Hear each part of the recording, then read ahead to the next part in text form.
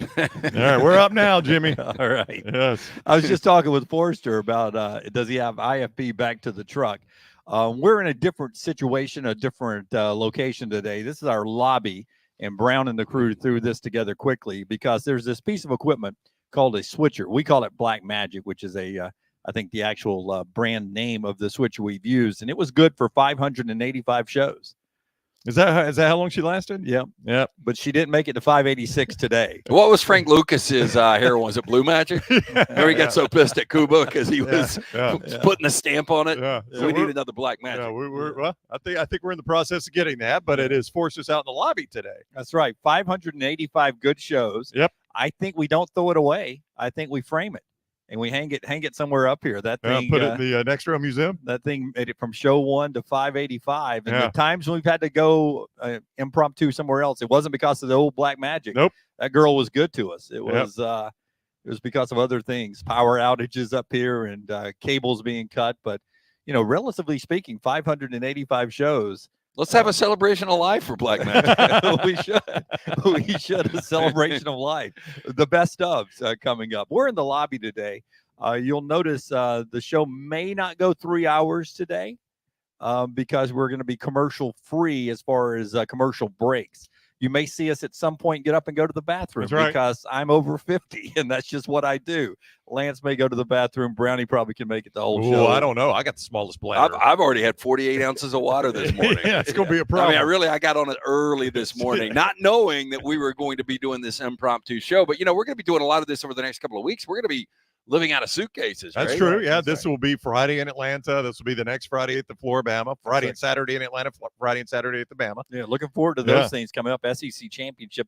So we'll get into the headlines and all that in a little bit. But thank you guys for being always the best audience in the world, both on our video and audio platforms, as we navigate that today and get going. So it'll be a different looking show today, but we'll try to be as entertaining. And before we get into sports, since we're working on overnighting a new piece of equipment, right? Hopefully a new Black Magic or whatever we're going to name this one. That's the plan. And I happen to have one of those weird stats for you guys.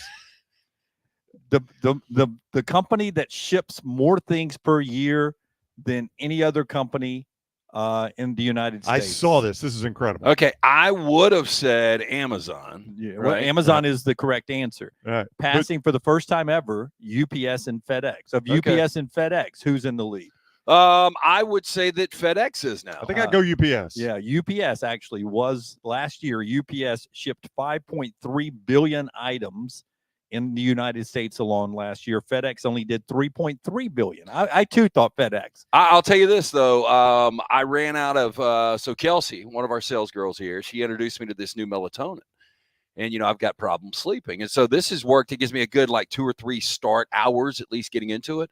So I was running out, so I had to order some the other day, and it was supposed to be here yesterday. And I'm like, it didn't show up. So this morning I went outside.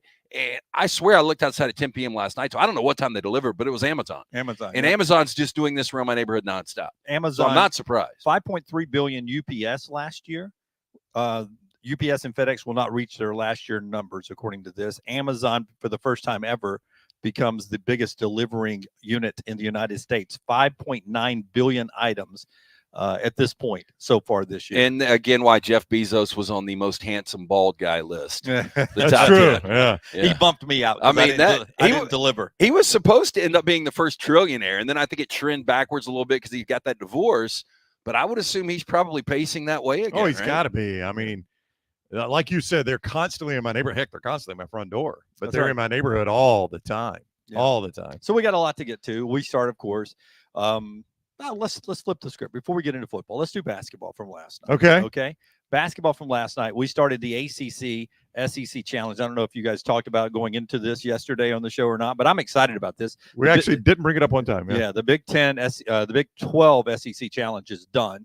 It's now the SEC ACC, and I like this a lot better, right? The ACC is a basketball conference, though the SEC got 3 more bids. Yeah, 7-4 last year. 3 more bids last year than the ACC did. So it looked like, and I even, watching the pregame show last night, before they started all the games, I'm watching the talking heads at ESPN talking about how important it is for the ACC to win this challenge because of that last year, 7-4.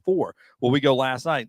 I played a little 17 parlay. I'm shocked. I played a Dunaway played a 17 17 parlay. I did. And I went all SEC last night. And I will tell you, the biggest disappointments last night was Alabama and Mississippi State. And Alabama at home against Clemson.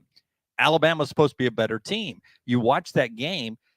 They start off 0 of 9, then 1 of 12 from three-point land. But that's not what concerns me the most about Alabama. They're not physical enough right now to win in the SEC, because if you watch those games yesterday, Kentucky is good, really good, fast and physical. They dominated Miami. Didn't even have all their players either. That's right. Yeah. They got two big guys That's coming right. in still to come. Yeah, that was a top 10 Miami team. They I watched it at a Mexican smoked dive. them. They Yeah. did. Yeah, it was boys and men in that contest. Yeah. And then, Tennessee, how physical they're going to be. Texas A&M's going to be physical. Auburn plays a physical style. I was telling Forrester pre-show, this Alabama team, unless they toughen up a little bit, get a little bit more physical and can stand in there, muscle up, that's a finesse group right now. They're not playing good enough defense to be a tournament team. Well, yet. Offensively, they're going to be great under Nate Oates. But he said as much after the game. He said, look, physically, we just got pushed around by their guards. And he brought up Tennessee specifically.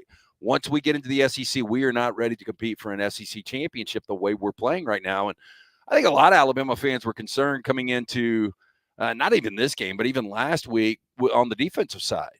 I mean, obviously the offense is, according to KenPom, was number 1 in the country going into last night. That's right. They were. Yeah. But 61st in defense, and I'm sure both dropped, definitely on the defensive end. But, they're 1-2 against power conference opponents now. And you just wonder if they can get the defense right and if they can get more physical. Offense still number 1, adjusted offense on KenPom. But here's the super alarming number. Defense, 88. Yeah. And that's 88. That's just not hard hat basketball. No, that's not what Nate Oates plays. No. And that's not what wins in the SEC. I mean, you can score points, man. You can score points, but if you get to the games with the people I named, you're going to have a hard time. I was disappointed in Mississippi State, too, at Georgia Tech. I know Mississippi State still without Tulu. They're going to get better, but I thought they would beat Georgia Tech, too. That was a road game, though. For Clemson to play their first true road game in Coleman, which, by the way, bad atmosphere, in my opinion. Who are you, Jay Williams? Did you see him at halftime? Yeah. Well, I didn't see what he said about the crowd. Yeah. It was such a weird team, him and Shambi. Yeah, it was him and Book Shambi.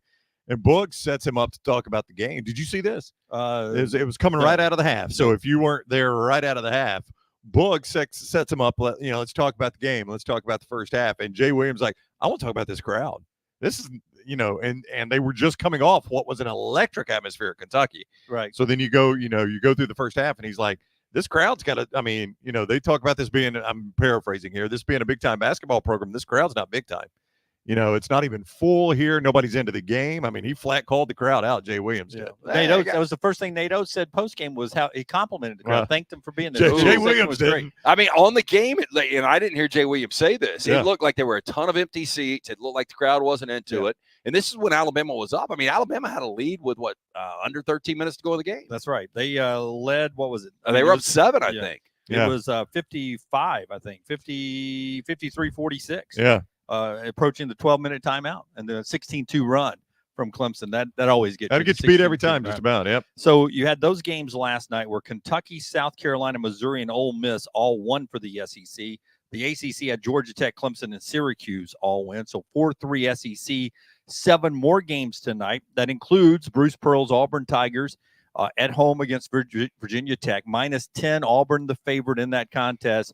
I will tell you, I played McNeese State money line last night. Big winner for me against UAB. Money line McNeese State. You are a disaster. What is it? I have never seen somebody that plays this many games. I played Missouri money line last night. Big winner for me. What was the UAB point spread? I think UAB was something like 4.5, So you just 5.5, line, and I went money line McNeese State. Because I'd watched UAB play, and I don't think they're playing great basketball. Well, apparently not. Well, I was talking to a particular UAB coach this week, and he said I think he was super worried about the game because he said McNeese is one of those teams where you don't see the name and think they're a good team. Right. They're a good team. And Will Wade's the coach. That's right. Yeah. Very good team. Will Wade is there. And that's what he pointed out. So He's you knew they had players. That's right. He didn't say that to me, but he's like, Will Wade coaches this team, and the guy was obviously good enough to earn an SEC job. So I tripled my money, is what I'm telling you, on my McNeese State power play. I'm taking all that tonight. Money line was not available for Auburn tonight.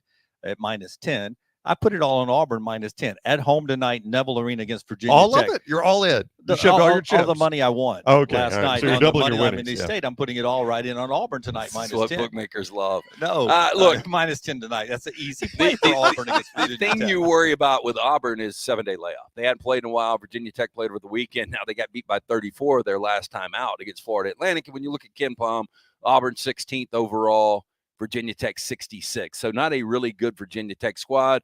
Auburn should win the game. Will they win the game by double digits? We shall see. Yeah, and I took 2.5 with Tennessee as well tonight. Tennessee's got North Carolina. North Carolina, yeah. Yeah, that's a good name brand, North Carolina. Last time they played, Tennessee dusted them, but that was 2021. Yeah, but I do think Tennessee's physical play. They got a couple of their good players back from last year. They're physical. North Carolina's still finding themselves. That game's in Chapel Hill tonight. That starts us off 6:15. You also got A&M in Virginia, Florida, and Wake Forest. Duke and Arkansas. Arkansas has been struggling.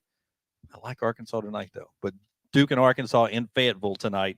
BC Vandy and Georgia, Florida State to go with Virginia Tech, Auburn. ACC SEC Challenge, I like it. And I like it this time of year where it's not a break from the conference play. I didn't like doing that. Yeah, with the Big it 12 was kind of Challenge. weird being in January, or it might have even spilled into February at one point. Yeah, I like that Saturday. I liked how they did that. But again, it's too early for college basketball. I was a little tired of the same old matchups it felt like we got in the SEC. I mean, you were always going to get Kentucky, Kansas, which that's a great matchup. But Kentucky, Kansas can go schedule each other anytime they want. That's right. I don't need the Big 12 SEC Challenge to get Kentucky and Kansas. I'm going to see it probably in an NCAA tournament at some point, Right. So, I mean, I know it's two blue bloods, but it felt like we always got Kentucky, Kansas. I would hope with the ACC when they spread it around a little bit that you get some of these teams, even though this is not Mike Krzyzewski's Duke, that get to go to Cameron Indoor. That's a good Duke team, though. It is, Yeah. but, they get to go to Cameron Indoor. They get to go to Chapel Hill. And likewise, those teams come to an SEC market that normally wouldn't get Duke and North Carolina in their market. Yeah, I do Now, too. I'm sure they say the same thing about football. Like, God, I'd love for Alabama to come play at Chapel Hill or LSU to come play at Chapel Hill. Yeah, but Louisville did, not part of this because right now more teams in the ACC with Notre Dame than we have in the SEC. We're going to factor in Oklahoma, Texas next year. They're going to factor in, still throw Louisville in there, SMU in there, and we'll keep this thing rolling along next year. I'm excited about the ACC SEC Challenge. SEC up 4-3 right now with 7 more games tonight on ESPN, ESPN2, SEC Network, ACC Network, ESPNU, all over the platforms tonight. We'll get to football in the College Football Playoff Selection Show. A couple of sponsors who are bringing you the show today. One of them, our friends at Redmont Vodka LT. Always fun. Charles Barkley was having a good time down at the Iron Bowl this past weekend. Yeah, did you guys get to hang out with Chuck? I did not see Chuck, I man. did not. Our supper club, we have got 11 kids in school at Auburn right now from our supper club. Wow. 11 of them are down there. They FaceTime me on Friday night from Sky Bar with Charles. How much do you guys take direct credit for the 11 that are down there from supper club? What do you mean as far as like the extracurriculars after supper club, after after a couple of boxes of wine? I think the supper club, I think there's only 2 babies born since supper club, and they're not to that age yet. Well, I know they had a nice tailgate pretty much all year for Redmont Vodka down at the outside of Jordan Hare, and I think they might be in Atlanta this coming weekend. If you go to a Hawks game, you will see the pop-up Redmont Vodka. No, it's the official vodka of the Atlanta Hawks. Yeah, which is awesome. Again, I mean, they are one of the fastest growing brands out there, available in 22 states. It's gluten-free. It's 8 times distilled. It is a great stocking stuffer this holiday season. Ask for it by name at your local bar or restaurant. If they don't have it, tell them to get it. It is Redmont Vodka. Again, we're in the lobby. If you're just joining us here, we have a technical problem. We're going to be out here the whole show. We will not go 3 hours today. We may go 2. We may go 2.5. We may go hour and a half. Just got to watch it, see how it plays out. Stay with us today. Before we get to the college football playoffs discussion, the rankings came out. Brown is able to see your comments. Yep, that's right. We will get to those and throughout the show as well. So let us talk college football playoff rankings, and Brown will start getting some reaction from the first part of the show. But the rankings come out last night, and my biggest takeaway as I watched this, and I wasn't on the show with you guys yesterday. I apologize. Stomach virus. From everyone getting together over Thanksgiving was running through the Dunaway house as you slide just a little bit away from it, which is probably I'm not going to make eye contact. Probably a good play. But I apologize. I hate missing shows, and I know these guys did a great job. I tried to watch a little bit of it between trips to the bathroom, missed some things, couldn't time it out to the commercial breaks. You watch this on the shitter? Hey, I will tell you, I don't go back and watch it on my big screen enough. Right. it looks fabulous on a big screen. Yeah. The shot inside, I end up thinking the shot looks like our kickback shot when we're doing interviews with people. Uh-huh. And I'm always thinking that could be our shot. But as I watched it on 75 inches from the comfort of my sports room, I was like, damn, this show looks good. That's a credit to our boy Scott Forrester, Yeah, right? like, and Lunsford. Where is Forrester today? He He gets to stand the entire show. Forster's in the sun. He heard you say 2.5 hours. He's like, the hell you say? Wait a minute, Scotty. There you go. So it looked fabulous yesterday. I wish I could have seen the whole show, but I was doing other things. But I know y'all discussed scenarios and everything. The thing that surprised me the most was that Florida State was put into that 4 slot. And I did see Josh Pate said if he was the committee, he would have left them outside of 4 and maybe put them in and left that door open. It's hard to imagine them winning and them dropping them out. It's hard to imagine. It is hard to imagine. I still think it would happen. So a lot from that. So number one, I understand what Pate is saying, but whoever you put in front of them, you would have to do the same thing if you move Florida State back in. You see what I'm saying? Yeah. Well, Pate had a good point. I thought. Okay. What was his point? You put Ohio State in there, knowing they're not playing. Yeah, this they're weekend. a placeholder. Yeah, they you could just drop them out. That would have been right. brilliant. Yeah. I'm disappointed. Those 13 people inside that room. I don't know if there's a woman on the committee or not, so I'll say people, but I think it's 13 men. That I'm upset they're not smart enough to do that. To put a placeholder there. It's something they've never done before, but it would make sense. And then at 5, 6, 7, you've got teams that are going to be playing this weekend, and you can let that, sort itself out. The takeaway for me was, good news for Alabama is Georgia is still number 1. Right. That's right. I was a little surprised at that too. And by the way, a number 1 team has never, out of the final ranking, has ever fallen out of the top 4, and they should. They've lost and stayed in. Yeah, and I think Georgia should. This is going to be a complete mess Sunday, but leaving Alabama at number 8, it's going to be hard for Alabama to get in this thing. I disagree. I think all they got to do is win and they're in. And I'm not alone in saying that. Dunaway is not alone in saying that. Scotty's back there shaking his head. I said yes yesterday. I know you did, but I thought there would be a little movement. Okay. Here. After all this was said and done, so Stuart Mandel yesterday, why don't you repeat for those, because we only briefly got to it on the show yesterday. It was something you had read and dug into. Okay. In the Athletic, Stuart Mandel, he gave, and everyone's doing this, he gave Michigan's win over Iowa. That's right. More on that game later.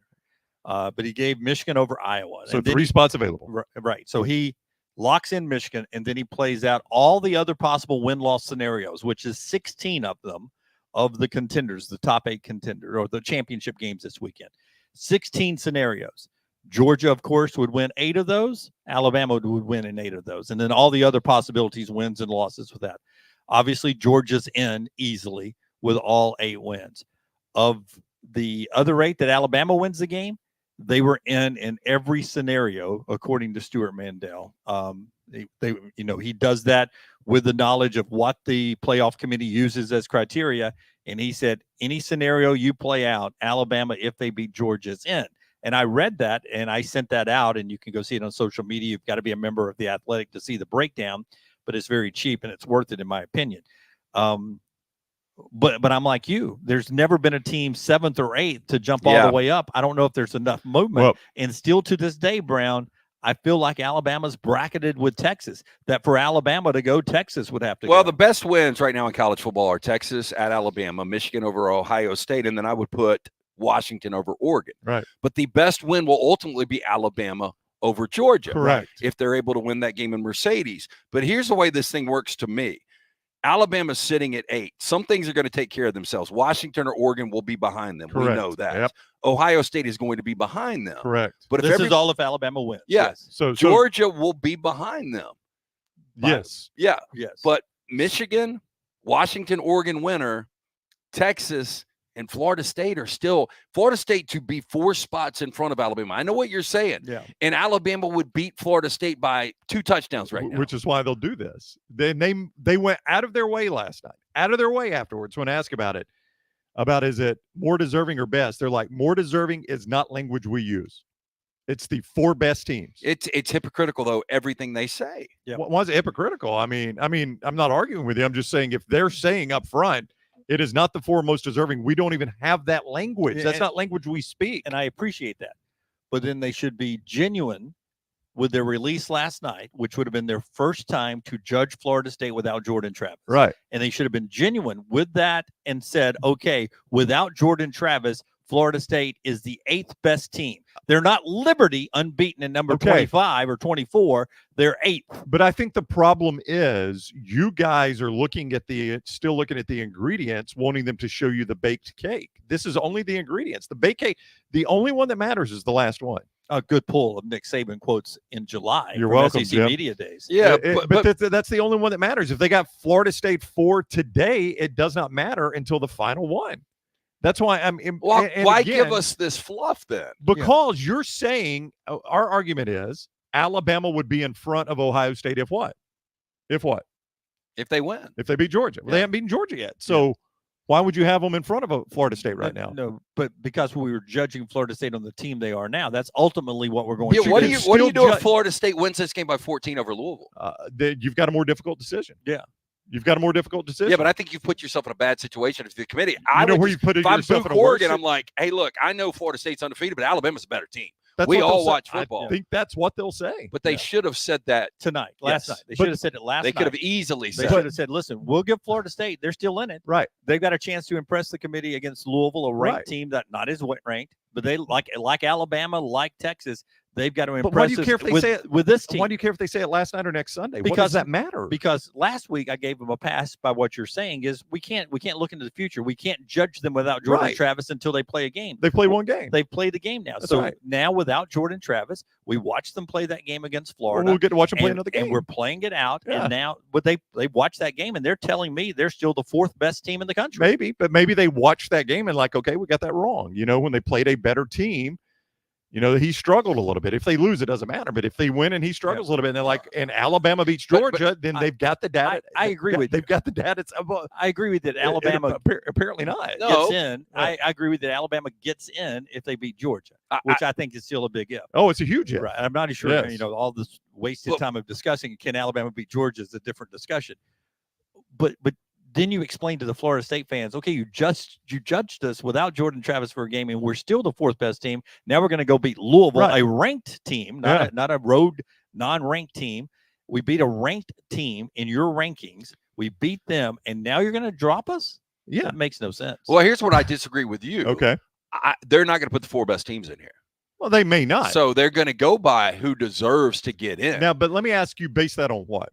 Base that on the fact if Georgia loses and Florida State wins, Florida State's got a better shot at getting into Georgia. Ralph Russo. Now, like Georgia, there is no scenario they should be out of this 14 playoff. Ralph Russo. Do you know who Ralph Russo is? I don't know if you know. He's been on the show. You know who Ralph Russo is.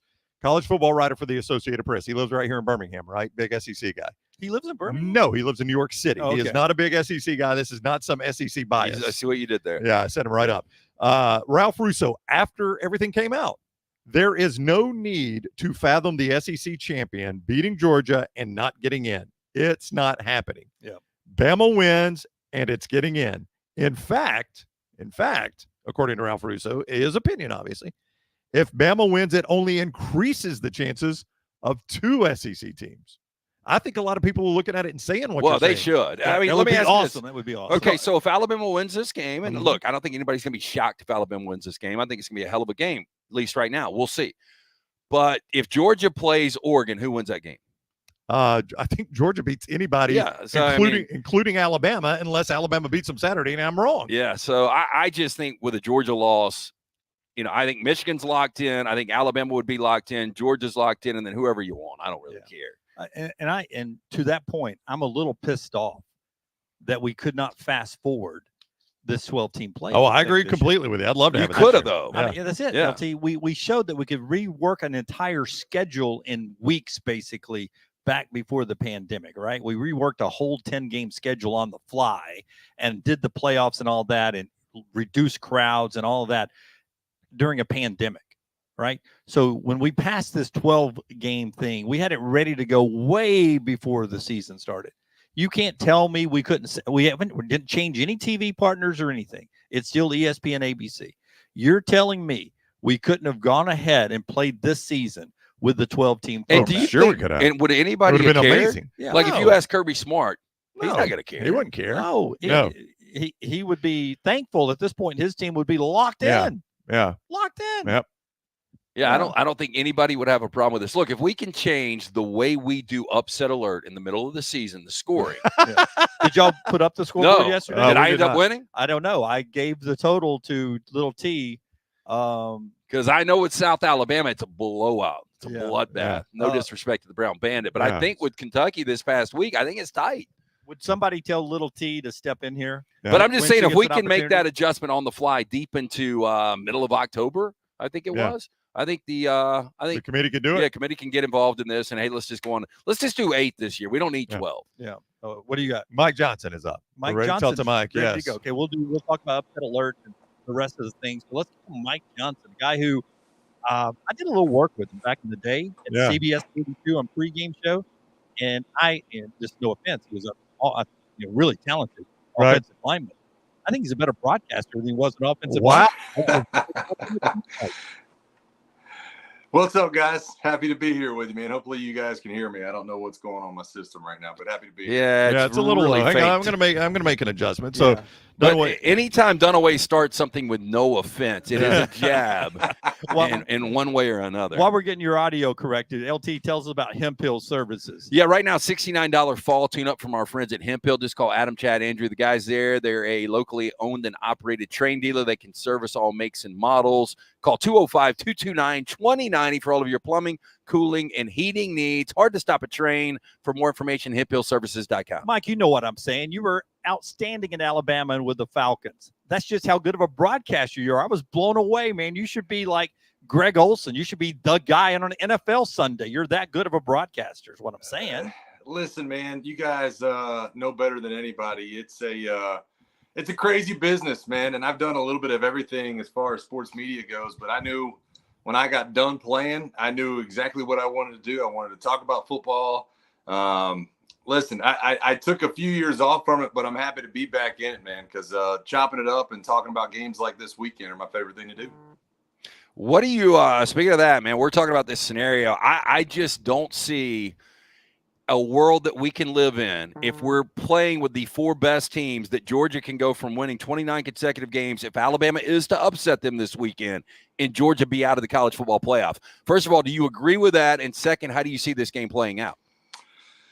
Well, first of all, I think the committee right now is saying their prayers to the college football gods to deliver them a little bit more ease coming out of the weekend, man. Because when you start stacking up head to heads, if Bama does win this weekend, then you keep Texas in front of Bama and Bama in front of Georgia and on down, and then you add in the craziness that is the obviously the Florida State quarterback situation, the Washington Oregon head to head, the fact that Ohio State thinks they still have a claim as well. As far as this game goes, man, look, I'll be honest with you. I don't know. And that's the crazy people to me are the ones that think they know how this game's going to play out. Guys, you've seen these teams battle before, right? You've seen the tipped balls at the line of scrimmage, the crazy first down runs from the quarterback position. You've seen the off sequence stuff that seems to always happen when these two teams face off, with obviously the comebacks and everything like that. So I think it's going to be a slugfest. I think somebody's going to make a play at some point, maybe in the third quarter, where a pass is tipped. Maybe it goes the other direction and seals the game for one of these teams. But, man, I'm looking forward to it. I'll tell you that much. Former Alabama great Mike Johnson with us on the JohnstonRVCenter.com hotline. I would ask you this. When you look at the play, you've played the game, you've seen guys develop. And I think it's happened for both quarterbacks, but I think Carson Beck maybe came a little more ready than Jalen Milroe did. He looked a little smoother early on maybe than Milroe did. Maybe it was tougher competition for Milroe having to play Texas early. But the progression both these guys have made, but I specifically want to ask about Milroe. When you go back and watch him, Middle Tennessee and Texas, versus what you see now, it's hard to imagine a bigger transformation in a quarterback in a singular season. It really is. And what I saw and what I've seen all season from him is he almost reminds me, guys, of a quarterback who tried to fit himself into a box when it started the year. Hey, this is what I need to be. This is what I'm supposed to be. This is what the offense is supposed to look like. And at a certain point, be it the middle of the season or sometime after he was benched, he just started being himself. He just started kind of creating his own style of quarterback play, his own game, I've been asked all week about designed quarterback runs and the RPO and the read option for Jalen Milroe. It's just not what they are, right? They're a passing team where Milroe can make magic happen with his legs when he needs to. It's a lot like the Eagles approach the game with Jalen Hurts. Can he do that stuff? Yes. Is he going to throw from the pocket? Yes. And so he's been a lot of fun to watch, man. The intermediate stuff, I think, is where he's really started to excel. I was asked for a key to the game yesterday on our station, and I think one of the biggest keys to the game for both of these teams, for both these quarterbacks, will be yards after the catch. Can Milroe hit these guys on the crossing routes in stride, and can they make magic happen? Same thing goes for Brock Bowers and Ladd McConkey on the Georgia side with their health. So it's a fun matchup, man. It's really two style of football where it seems like Georgia is just 5 yards, 8 yards, 9 yards. And Alabama with this just heavy hitting right hook where it just lands every now and then, and they hit these massive plays. When I go watch a comedian and he's bad, I can't look at him. I have to stare down at the floor when he's tanking. Early in the season, watching Kaden Proctor out there on the edge as a true freshman 5-star guy at left tackle, just thrown into the fire. Were you cringing watching him, and now how he's developed? Tell me where you think his game is now, because I know Milroe's helping him a little bit, but it seems like he's getting a little bit more confidence every week. Well, the one thing that you guys have to know about me is that before I am anything else in my life, I am an offensive lineman, right? They say you don't play offensive line, you just simply are an offensive lineman up top, and that's me, man. I'll tell you this much: I went in and like game 1, game 2, I'm getting mad at Kaden Proctor. I'm like, come on, dude, you got to step up to the plate. And then like game 3 and 4, I'm like, all right, at what point are we going to make changes to help this guy out? It's been obvious he's struggling. There's things you can do offensively to kind of take some of the pressure off of him. I don't know what they're seeing in practice, but it's very obvious to everybody that he seems to be struggling on Saturdays. And so, it was a struggle. Obviously, he has the tools. You started to see them mix in the backup at a certain point. I can't recall his name right now, but he has the tools. And, I think he just gives you so much in the running game with his size that it's hard to pull him off the field based on the passing game. And I think that's just, the key to the entire thing. So I'll be honest. If you would have asked me 5-6 weeks ago how I felt about Kaden Proctor going up against Georgia, I would have cringed. But I feel like what he gives you in the running game and really, I'm going to use this word, inertia, the inertia that a guy that size has coming off the ball and what he can give you in the running game, I think it pays dividends for what they're going to be asked to do against Georgia this weekend. Okay, as a former offensive lineman, as you watch the Iron Bowl, 2nd and goal, the clap, miscommunication, ball flies backwards. Is your head about to explode? Well, the first thing that popped in my head was, this is why we always use the head bob. I can't tell you, man. I distinctly remember in that stadium having to go off the head bob against guys like, Pat Sims and Sinderic Marks and all these guys that were just incredible defensive tackles. And it was very hard. I distinctly remember William Vallejos begging Greg McElroy to let him go on 2 head bobs instead of 1, because everybody was used to the 1 head bob and he would snap the ball kind of on his own cadence. Yeah, I mean, it's tough, man. That's exactly why Auburn is such a hard place to play, because you have to use those silent cadences, the claps, the points, the head bobs, the hip taps from the guards. That's what makes it so difficult. So, yeah, I definitely look, man, I was sitting there going, oh, come on. And Nick kind of alluded to it after the game. If it can go wrong down in Jordan-Hare, it has gone wrong down in Jordan-Hare. So it was another thing to add on to the legacy that is that Iron Bowl. He is Mike Johnson, the former Alabama offensive lineman, now 92.9 The Game there in Atlanta, the former Falcon, talking college football over there. Let's flip the script. This Georgia rush defense, because Alabama's going to want to run the football. You know that. This Georgia rush defense has not been as dominant as they have been in years past. I looked yesterday. They've allowed 12 rushing touchdowns. I can't remember the season, Mike. You may be able to remember, but it's recently. I don't think they allowed a rushing touchdown until like November or something crazy like that. Yeah. Is this a standard Kirby Smart defense, or is it maybe just marginally behind what he's had there? I think it's marginally behind. I don't think you have the superstar top 10, top 15, top 20 picks across the board like you have in years past with the Roquans and the Kobe Deans. All the guys they've had in the interior of that defensive line. Not that they don't have that talent. But I think even the strongest of Georgia fans will tell you that this is not the team that, is going to be the most talented when it's all said and done. This is not going to be Kirby Smart's most talented team. And I think I think they are a liability right there. I actually like Bama's matchup in the run game for that reason, because I think they're so good north-south. A lot of people have asked me about Jace McClellan this week, which obviously is going to be a huge point of contention, a huge topic. But guys, I got to tell you, man, and I've told all the Georgia fans this week, I'm Team Roydell Williams. I just simply am. I mean, he's unbelievable to me. He has the lateral ability. He has the acceleration. I've been a fan of his the entire season. I've been rooting for him to get more carries. And so when you look at him and the way he could possibly match up, man, I really look for a couple of these running backs from Alabama to have big days. Yeah, one thing I like about Roydell, he gets so skinny when he hits the hole. The hole doesn't have to be as big for him as it does for Jason McClellan. Look how much you taught Dunaway, Mike. Look how much you taught Dunaway. He gets skinny to hit the hole. And I love Jam Miller in pass protection. I think he protects the quarterback better than any of the running backs. So I like him being out there a little bit more too. Hey, go ahead and talk my language, why don't we? Let's get on here and talk a little big boy football and pass protection and blitz pickup. And that's where the game's won, man. That's what I like talking about. But I'm with you. Listen, I think Jace is your best all-around guy, but I think when you specifically break it down into what these guys are good at, then I think you can probably look at Roydell on the ground and possibly, like you said, some other guys in the pass protection, man. So I think there's a high upside there that can possibly be exploited. All right, he is Mike Johnson when in Atlanta. Catch his morning show there on 92.9 The Game. And you can follow Mike on Twitter as well at MPJohnson79. MPJohnson79 is where you find him. Mike, thank you very much for the time, man. Always great catching up. We'll see you over there Saturday. Yeah, always good to talk to you guys. And I've been waiting to say this live on the air for a while. Roll Tide. Thank you, Mike. Take care.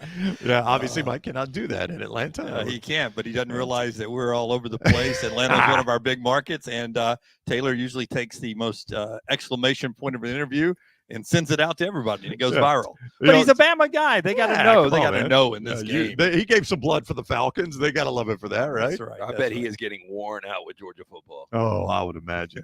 He probably went from we can't win the big one to we can't lose. I know. It is the big ones, the little ones are anywhere. It's a wild transformation, isn't it? 29 straight for the Georgia Bulldogs. That's an all-time SEC record, passing two Alabama teams that had done 28 straight. Now they try to win another SEC championship, and they're trying to become the first team in the poll era ever to win 3 straight national championships. And if you go back to the Minnesota three-peat, it gets a little early Alabama-esque on claiming one of those 3. Oh, yeah? Yeah, so there's not really a true defined three-peat. Yeah, was anybody watching, or did people pick it up in a newspaper and read about it? It was before the TV, yeah. So this will be the first real three-peat of all time if Georgia can go on and stick the landing.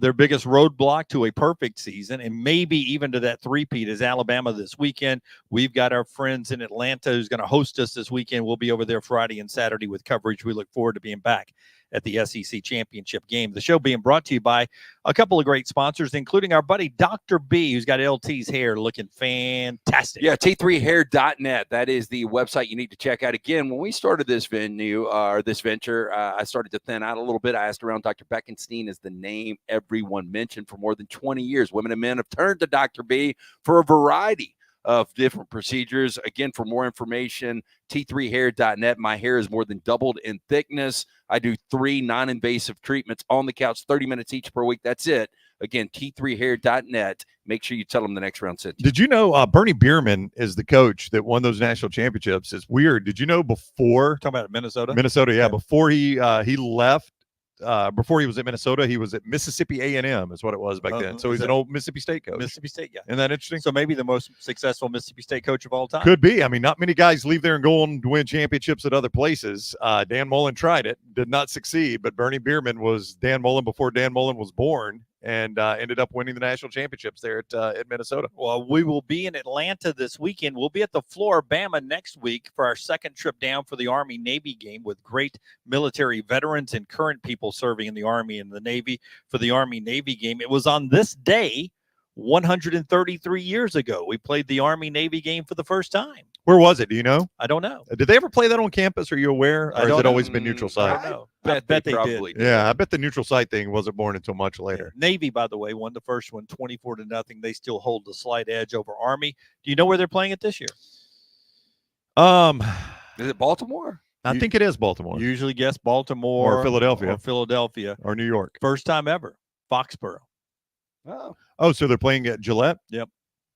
You know, on this day, the Boston team. No, it's one. I think in the near future, I think they're bringing it to Texas. If I'm not mistaken, I could be mistaken about this. No, I think I remember that as well. And Gene Hallman, if you're watching us around the country, you may not know him, but if you're in the Birmingham area, you know Gene Hallman, who since 1992 has been producing great sports events here in the Birmingham area. He told me back in the day that they were going to start touring the Army-Navy game outside of those 2 or 3 venues on the East Coast. And he was trying to put together, a bid that if they had built that dome stadium back in the day, right? He was on the MAPS committee trying to get a dome built in Birmingham in the 90s. That was one of the things he wanted to bring to Birmingham was the Army-Navy game because of the so many veterans come from the state of Alabama. Yeah, I would think it would sell out anywhere it is. Obviously, Anywhere. I think it's I mean, you could put it anywhere in America and it's going to sell out. I like it in the cold. I don't know what it is. Maybe it's just what I'm used to, Lance, but I like it in the colder weather climates. I like it when you can see their breath and there might be snow. But and everybody's wearing a long trench coat. It's I don't know if you know this. It was like 32 when I left the house. Yeah, no, you can play here and it'd be nice and cold. But San Diego, if they had a stadium, would be an obvious place to play because of the Navy. Yeah, I think the naval community out there. Army, Navy, cold weather, Super Bowl, always warm weather. Yeah, I would agree with you 100% on that one. Yeah. Part of the show today being brought to you by our friends at Way to Wellness. Way to Wellness, your journey to healthy living. Just go to their website, planforme.com, and that gives you an opportunity right there at Way to Wellness to start learning a lot more about your diet, how it impacts your life, not just weight loss, which for a lot of people like me is always a problem, but also cholesterol and blood pressure problems and all of that. So Way to Wellness, your journey to healthy living. Go to the website at planforme.com. Find out there's no contracts, there's no sign-up fees, and the first consultation is absolutely free. And it's board-certified team over there that's checking you out all the time. Leslie and her team over there do a fantastic job. All you have to do, no out-of-pocket money, is just go there for that free consultation and see if you like the plan. It's planforme.com. That's Way to Wellness. And also by our friends at Odie's, LT. Tonight, Rockstar, it is T to the R to the I to the V to the A. Yeah, I hear him yelling in there. Yep. Odie's Team Trivia. We do it every Wednesday night. They'll have the heaters going outside on the patio. You can enjoy some college hoops out there. Great food from Rodney Davis, including the award-winning wings, delicious burgers, great sandwiches, like that Diablo sandwich, the incredible chili with the grilled cheese tonight. Perfect for that. Ice-cold beer buckets full of Bud Light. 2 locations. The one we will be at tonight in Crestline and now in Homewood. Get out, see Will Haver and that great staff. It's Odie's Tavern. Another championship game happening this weekend. Troy playing for the Sun Belt title. Jon Sumrall, the head coach, will join us coming up still at the top of the hour in about 16 minutes as we do a show from our lobby today because of a technical reason. I'll mention it a couple more times throughout the show. Just because it's a different look and it's no commercial breaks today. So you may see one of us leave for a bathroom break or whatever. Any comments that worth mentioning so far? Give me one of those after I give you one more football, one more football stat and you can get into those. All right. Syracuse has hired defensive back coach Fran Brown from Georgia. People will start going, is this type of stuff a distraction for Georgia going to this SEC championship game? And I just don't think it is, especially when you're talking about a position coach like a DB coach. This isn't a coordinator. And Kirby Smart, who himself coached a playoff as a he was already named the Georgia head coach, and he coached through the playoffs with Alabama. Nobody can navigate that more than Kirby Smart in Georgia or in Alabama because they have so many great analysts as well. Yeah, the fear of distraction, obviously, is he's scrambling to build a staff before he misses out on a guy that could go elsewhere because everybody's done now except for a handful of teams, right? So all these coaches are looking for their next job or they're out recruiting, and then he's got to contact whoever's committed to Syracuse, whoever their top recruits are. But, that recruiting stuff he's going to do either way. He's either contacting the Georgia kids that he's recruiting or he's going to be contacting the Syracuse kids. I'm sure the minute he decided to take this job, Georgia probably put somebody else on his kids, right? The guys that he was already recruiting. He probably made that transition.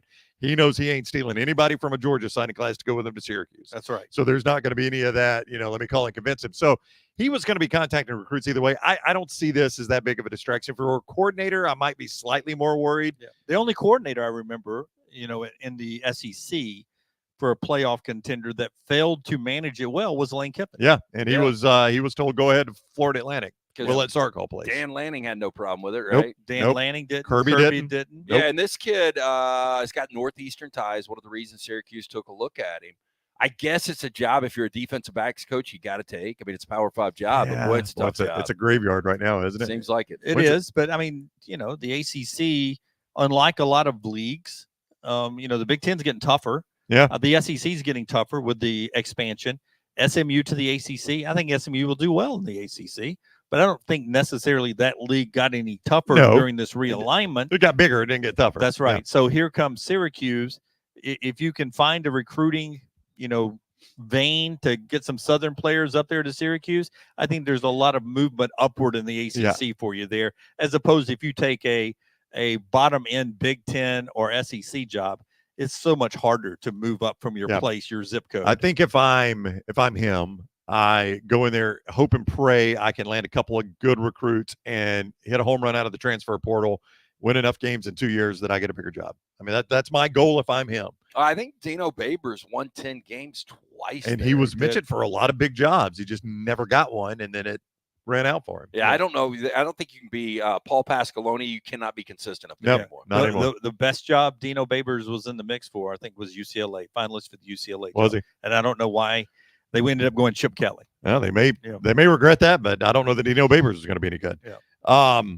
Lamb believer, the country should be rooting for Alabama Saturday. Now, I don't know. I'm assuming he's an Alabama fan, so it's probably. But here's his rationale. Why? Because of chaos? An Alabama win saves the playoff. If UGA wins, it's going to be 2 blowouts and another UGA title. An Alabama win makes it anybody's game in the playoffs. I mean, you're assuming, though, the team that would be good enough to beat Georgia isn't going to handle the playoffs the same way Georgia does. Well, I think what he's saying. Now, if Georgia is still in it, I think what he's saying is that if Georgia's not in there, Alabama has shown it's not as consistent as Georgia is, that there is a chance of another team catching Alabama on a B- C+ day. And Georgia just doesn't put a lot of C+ days out there. Yeah. Well, I mean, imagine if Georgia does lose and they end up falling to 4, Michigan becomes your 1, and you get a first round of Michigan, Georgia, who we believe were the 2 best teams almost the entirety of the college football season. And then on the other side, maybe an Alabama-Texas rematch? Yeah. I'm going to go ahead and tell you that if Bama does somehow upset Georgia and it's creeping up towards a full touchdown betting line, I bet it's a touchdown by the time I'll look right now at mybookie.ag. I think it'll take a dive down. Oh, Lansing's going to drop. Yeah. So late money in Alabama? Money. No, I think the smart money came early on Georgia. It's pushed it up, and then I think you'll see. When we talked to Furman about this, I would almost guarantee you there are 2 sides of sharp bettors, some that like Bama and some that like the favorite. And so I think the favorite's been bet up, and I think at last minute, I think this thing will go off at this moment. It's back down to 5.5 at mybookie.ag. So to Lance's point, I think it'll go off at 5.5. Yeah. So to your point, maybe there were a lot of smart money out there who said, "Oh, if it gets up to 6, I'm going to grab Bama." This is where Furman always tells us there was never any support at 6. You know how he always says that, like we've seen this bet up to 6, never any support at 6. It's falling back to 5.5. Yeah, I've seen Alabama grab 6 points one time under Nick Saban since 2008. And that was in the Georgia Dome, or not, in Mercedes-Benz 2 years ago against Georgia, and look what happened. I mean, anytime you get a touchdown with Nick Saban, it'd be a pretty good play. Taylor will be sending out a video later on from our platforms of the kind of game I think Jalen Milroe has to have for Alabama to win this game coming up this weekend. Massive. So spoiler alert. So check that out on our platforms a little bit later on here. I got one more thing to get to before we get to Jon Sumrall. Brown will let me know when Coach is standing by. Before I get to that, LT, tell us about Michelson Laser Vision. So great deal going on right now. It's as simple as this. We're not in December yet. December 1st is on Friday. So you got a little bit of time to do this. Write the number down, 205-969-8100. Call, ask for Amy. They're going to hook you up with a hassle-free consultation, 0 to lose, to find out if LASIK is right for you. And if you get screened out, Get the procedure done before December 31st. You're going to save big from the next round in Michelson Laser Vision. Dr. Mark Michelson, Dr. Jen Michelson, the best in the business about the gift of sight this holiday season. For more information, michelsonlaservision.com. And also by our friends at Storm Restoration Roofing. Greg from Pell City, Greg Nelson right there. He's ready to help you out this holiday season. Don't go into 2024 with a shaky roof, or maybe you don't even know what kind of condition your roof is. Do you have an A+ roof? Do you have a D- roof waiting to be an F? Get somebody up there to inspect it absolutely free. That's what Greg Nelson will do for you. That number right there is real easy to remember, 205-542-3531. 205-542-3531. As I've told you for years, if you ever need that number or contact Greg, many of you have actually done this and sent me a DM on my social media platforms, and I pass it along to you. He's the best in the business, A+ rated with the Better Business Bureau, and locally owned, and insurance companies trust him. It's Storm Restoration Roofing, or look him up on Facebook. Greg from Pell City. John Sumrall in the second. Yeah, he's coming up in about 8 or 9 minutes. Also in the chat room, people were asking, it's probably on your sheet, Lance's opinion of Bobby Petrino being back in Arkansas. How wild is that story? Here we go. Let's update him on the news. Bobby Petrino's the new OC at Arkansas. The details have been worked out, and I just wrote down, wow. Yeah. Yes. Look, so Mike Elko decides not to retain him. I don't know if that would have worked or not. Mike Elko it didn't work under Jimbo. Yeah. Well, just quickly, people on his exit out from there, people were saying that Bobby Petrino was giving Jimbo Fisher's plays to call, that it wasn't Bobby Petrino's plays, that they didn't let Bobby Petrino come in and restall an all-new playbook. It's what it looked like. Yeah. I mean, I don't have a problem with even worst offense was Arkansas, Dan Enos this year. Dan Enos obviously gets fired. He was running Dan Enos' plays. That was the problem. Pittman needed, and I think Sam Pittman's one of these guys that will give full autonomy. Yeah, your playbook. Let's go. To Bobby Petrino. But the shocking thing is this still has to be cleared. I will not be surprised.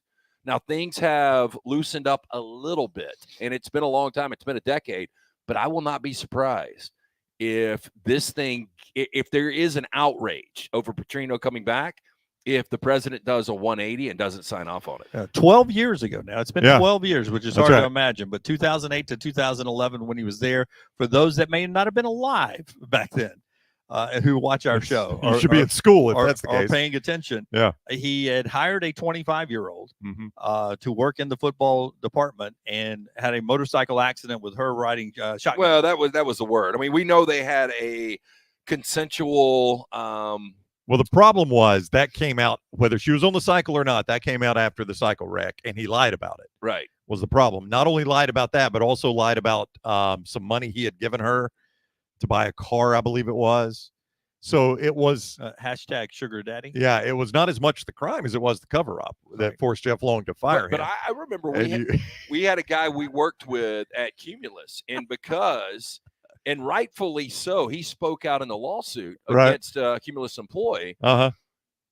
Circle back, new regime. He had an opportunity to get rehired, and Cumulus wouldn't rehire him. Yeah. And so I'm just a little surprised because people are it's so delicate when you talk about lawsuits. And look, he paid his penance. I've got no problem with it. 12 years in football hell. But I'm shocked. I really am. And it resurfaced yesterday because he got hired by Arkansas. But I don't know if you guys remember, he came back and spoke to the Little Rock Touchdown Club, which is one of the bigger touchdown clubs in the Southeast. They get a really good speaking lineup. And it was the first time he had made an appearance in Arkansas since then. And it seemed very genuine. I know a lot of people think that Bobby Petrino is nothing but a dirtball, and he's certainly done some things in his life that would contribute to that image. But he sat down and talked, and he said, I've always wanted to come back to Arkansas and apologize for the way this went down. And he got emotional. I mean, like, he got choked up. And let me tell you, he's older. Yeah. He's been humbled.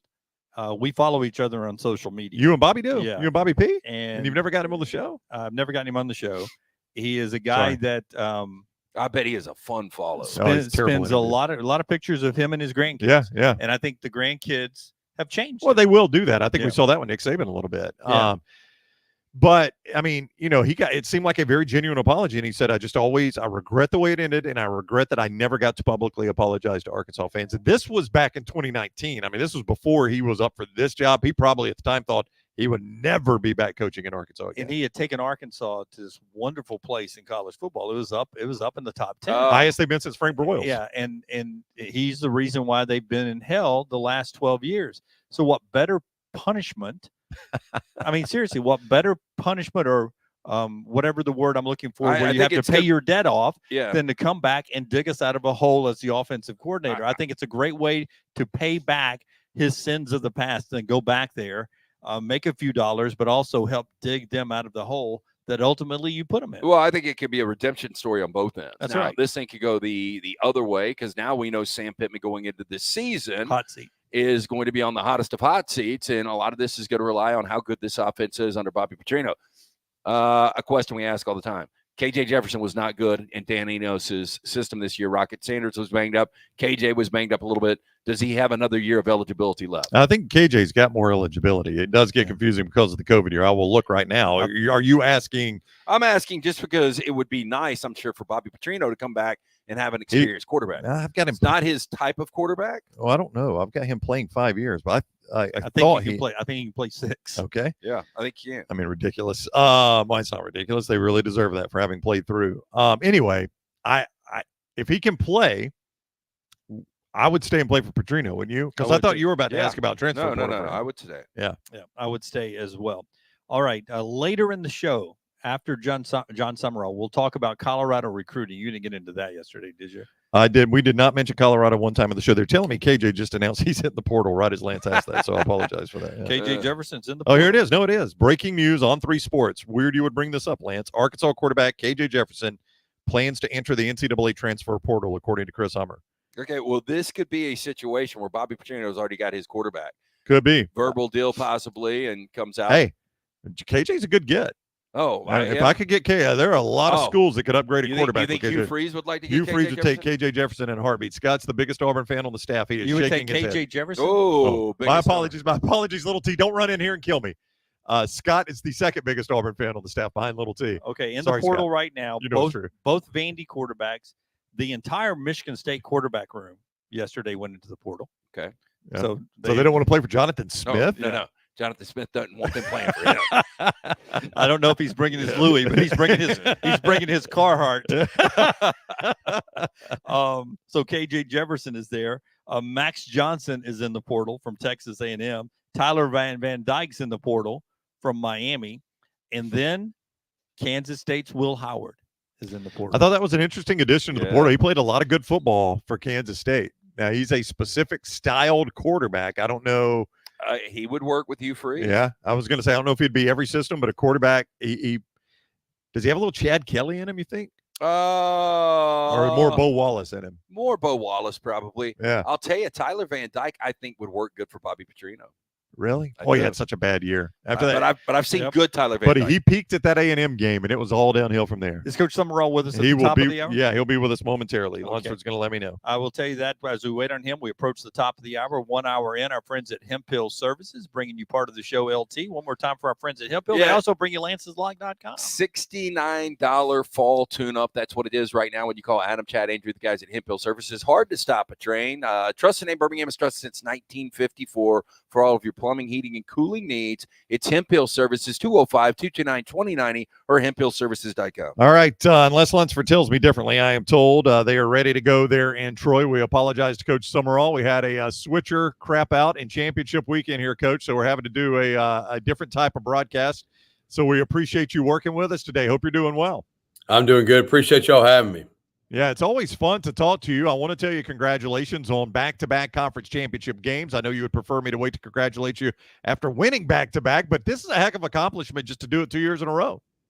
Yeah, big deal for our program, our young men to, go undefeated in our division 2 years back-to-back. We clinched the West a couple weeks ago.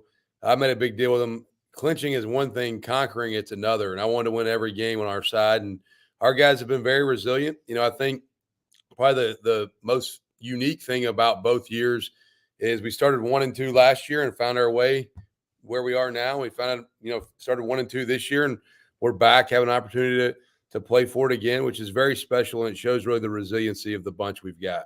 Yeah, So you're telling me you're a hell of a coach in October and in November? Is that what you're suck. saying? Yeah, I suck. The first 3 weeks of September, I suck, man. I suck.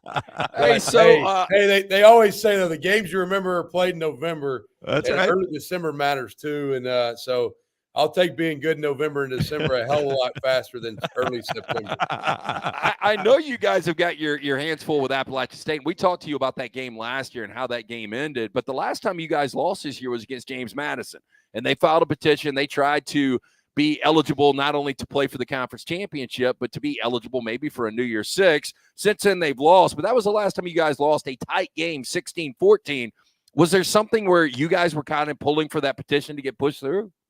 Yeah, I don't really pay a whole lot of attention to all that stuff. I mean, I wouldn't have been mad if it did. I really have zero control over a lot of that stuff. You know what I mean? And so, not to give you coach speak, but who are they putting in front of us? We're going to play. And I don't care if it's App or JMU or Alabama or Auburn. We're going to play, and we're going to give them everything we got every week. And, we made it. We found a way to be in control of what we were in control of and handled our business to get there.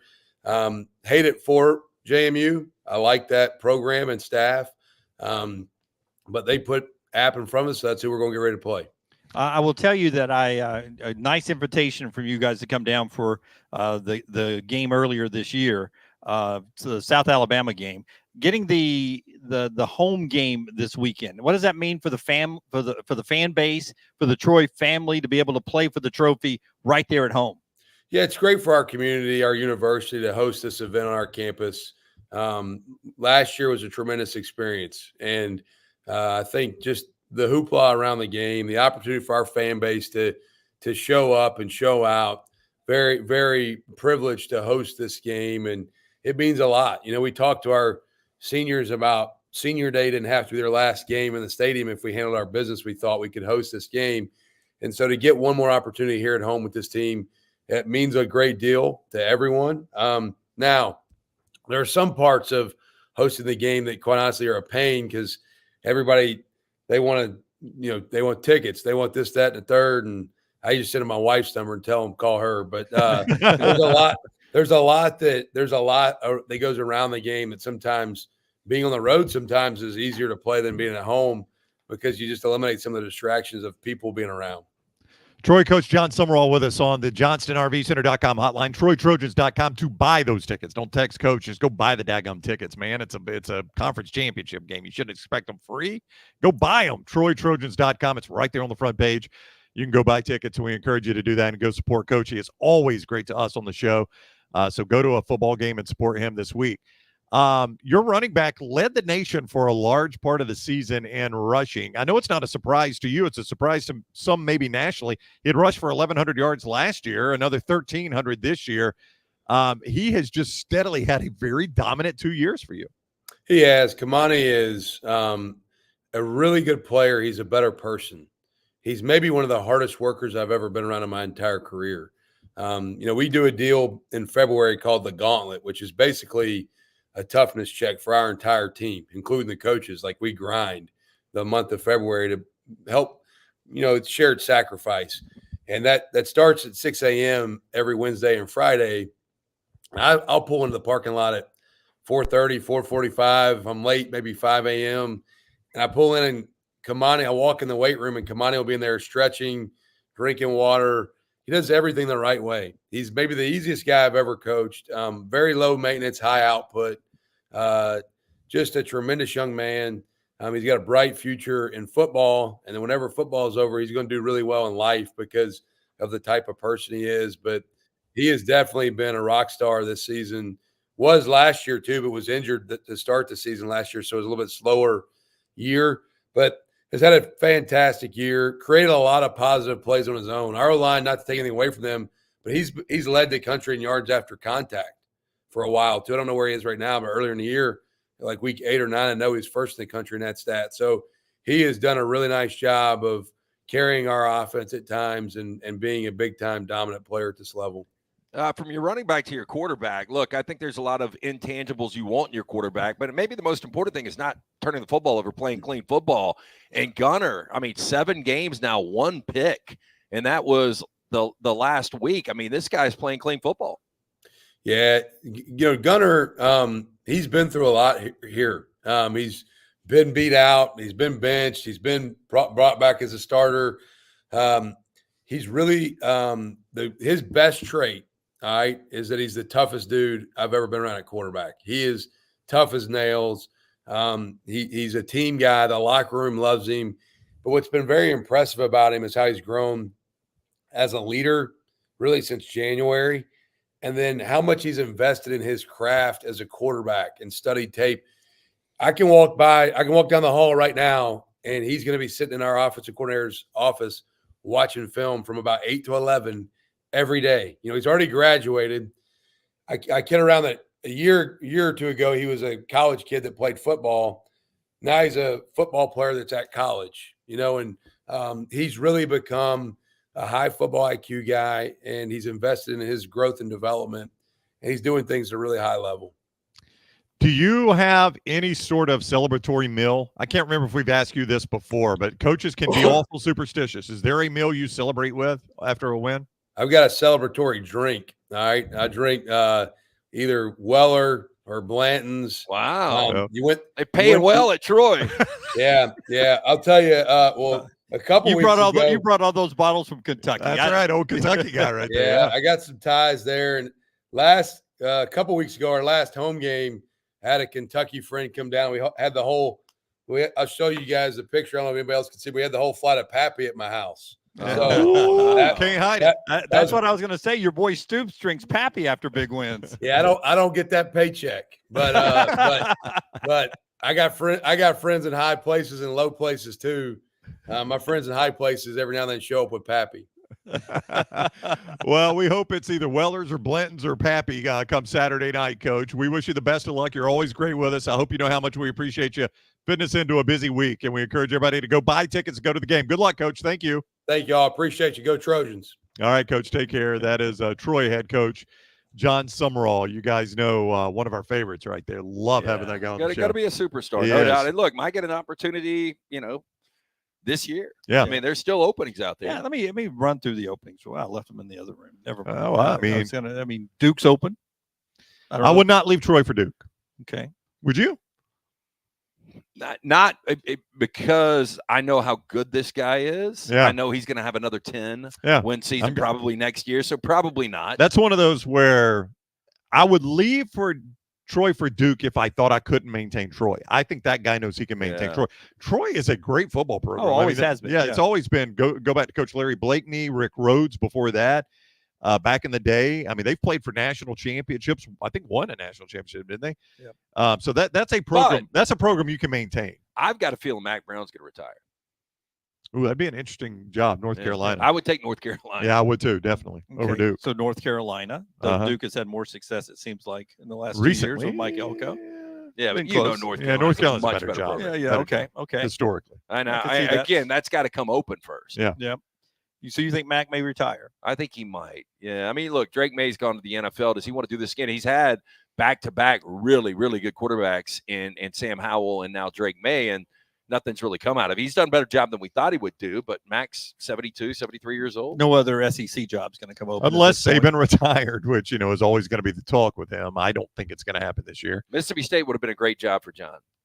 And I think there was probably some consideration. If Stoops would have taken A&M, if there was any validity to that, I think that he would have been. Yeah, Mark Stoops himself said last night on his coach's show, or maybe it was 2 nights ago, but he actually said, I think it was last night I saw it on his coach's show, that he explained it all. He said there was, contact from another school. He wouldn't name it, but I have so much respect for the presidents and this league. I won't name who it was, but there was contact from another SEC school, Mississippi State, and he was like, and there was some consideration for me, but we had just beat Louisville, our big rival. It meant a lot to me, and he mentioned I was having some Pappy with some friends, and the reporting just got too intense. And as I was watching it be reported, I started to have feelings for this place and these people and that, and I said, no, I'm not interested. I'm staying here at Kentucky. Well, Jace makes a good point in the chat. With the expanded playoffs, Sumrall can get Troy in the playoffs.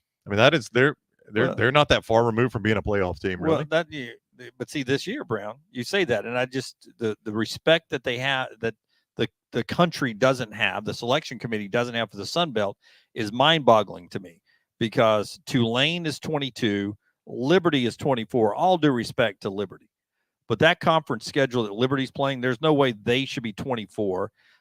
Just outside in the human polls, not ranked by the college football playoff rankings, they only go to 25. You have Toledo, James Madison, SMU, all ahead of Troy getting votes there. And I understand James Madison, that's their league, right? Mhm. And James Madison would probably be in the top 25 if they were eligible to be in the college football playoff rankings. I don't think Liberty would be there. Liberty doesn't play the same schedule that Troy plays or James Madison plays when it comes to the conference schedule. The Sun Belt's a good top to bottom league. And in a job like that, you're going to have to beat somebody that's got a name. Next year, September 14th, they're at Iowa. I mean, if Troy had played at Iowa this year, they would have been right in that game. Yeah. I mean, Everybody is. It would have been 6-3. They would have had a one pop play and they win the game. But they did play K-State and they got crushed. Yeah. They did. They did. And we were all watching that game, and we thought Troy would give Yep. them a better game, and they got behind early.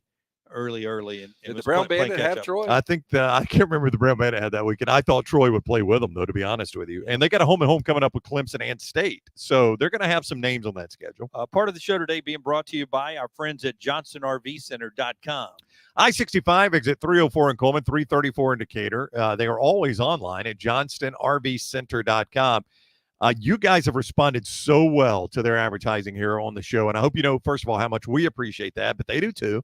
And they've got just a ton of previously owned recreational vehicles there.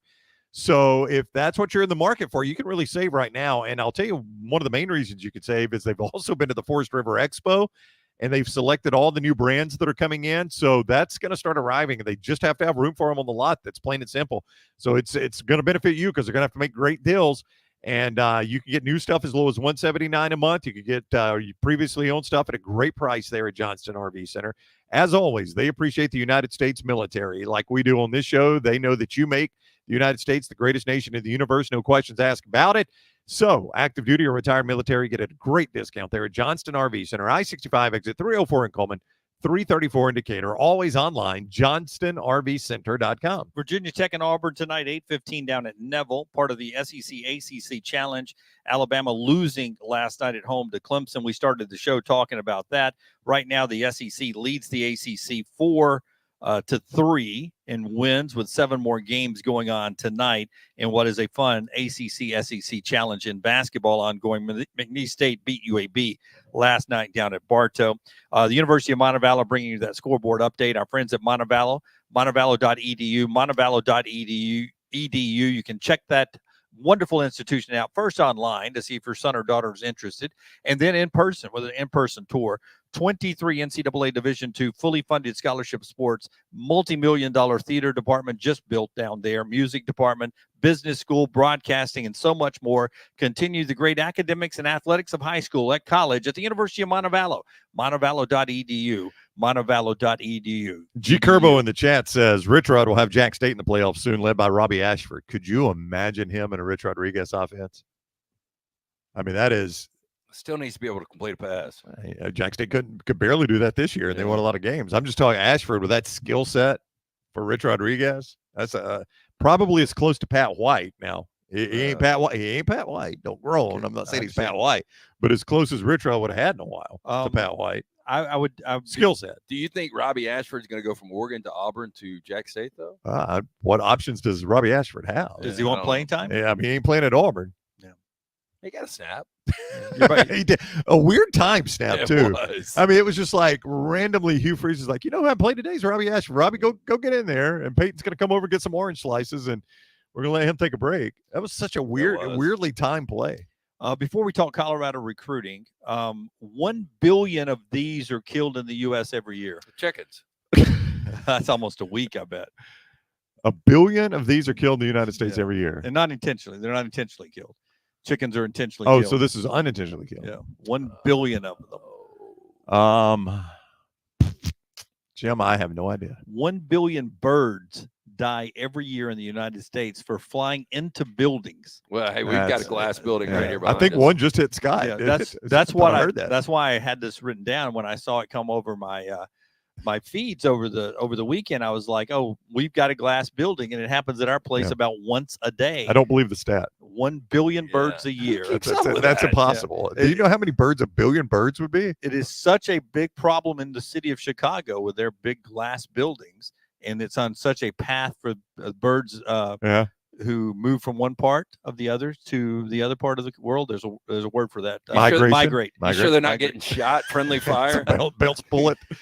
Running off their buildings. They're looking at putting some kind of striping on the glass buildings that would let the birds know that the buildings are there to try to save some birds. You've been to the venue in Minneapolis, and where the Vikings play now, and they had the Final Four a couple of years ago, where Auburn was, and they had to redo the glass because so many birds were hitting that building. Yeah. I can't remember what airport it is, but there's one that has a cannon. They have to fire the cannon off Before planes take to off. scatter the birds. It's so bad. It's coastal. I want to say it's maybe LaGuardia in LaGuardia. I don't know if I'm saying that right. I'm Southern. LaGuardia in New York. That they have to fire the cannon because they easily get caught in the engine, and that ain't good. That's never No, good. bad for the bird, really, but bad for the plane too. Speaking of getting caught in the engine, Deion Sanders' season went down What a segue. from a great start to where it ended up. By the way, teams that only won one game the year before and had better records than Deion Sanders this year. Northwestern and Northwestern, USF, okay. Alex And- Golich did a really Yeah. good job with them. UMass almost matched. They had 3 wins. Deion had 4 wins. We focus so much on Deion. The best coaching job in the country this year was the Northwestern coach. I don't even think there's any discussion. I would make him my national coach of the year. He'd be in the mix, no doubt. And watching them again this past weekend against Illinois, they just play for him. Nobody cares. Nobody watches Northwestern. That guy took over a complete mess 7 wins for them. and 7 wins. I don't think Pat Fitzgerald would have gotten 7 wins out of that team. Pat Fitzgerald, pretty good coach. Oh, he is a pretty good coach, but I mean, that was a 1-win team the year before. Yeah, but now we're to Deion Sanders trying to rebuild Colorado. And if you'd have had this discussion back in September, everyone would have pointed to 2024. And I think we did on the show that this team will contend for a championship. This week, they have lost their 2025 quarterback commitment, their 2024 quarterback commitment, and a 2025 running back commitment. All ESPN 300 guys have all decommitted. National Signing Day is coming up on December the 20th. That's less than a month away. In fact, we're almost 3 weeks away. Colorado currently 64th in recruiting, behind UNLV and California in recruiting. This is about where Colorado typically is, right? Right, and just ahead of Boise State and Colorado State. Just ahead of Colorado State. They're virtually in the same place on the recruiting, according to 24/7, as Colorado State. And there was a lot of crap talking back before and after that game about where Colorado was and where Colorado State was.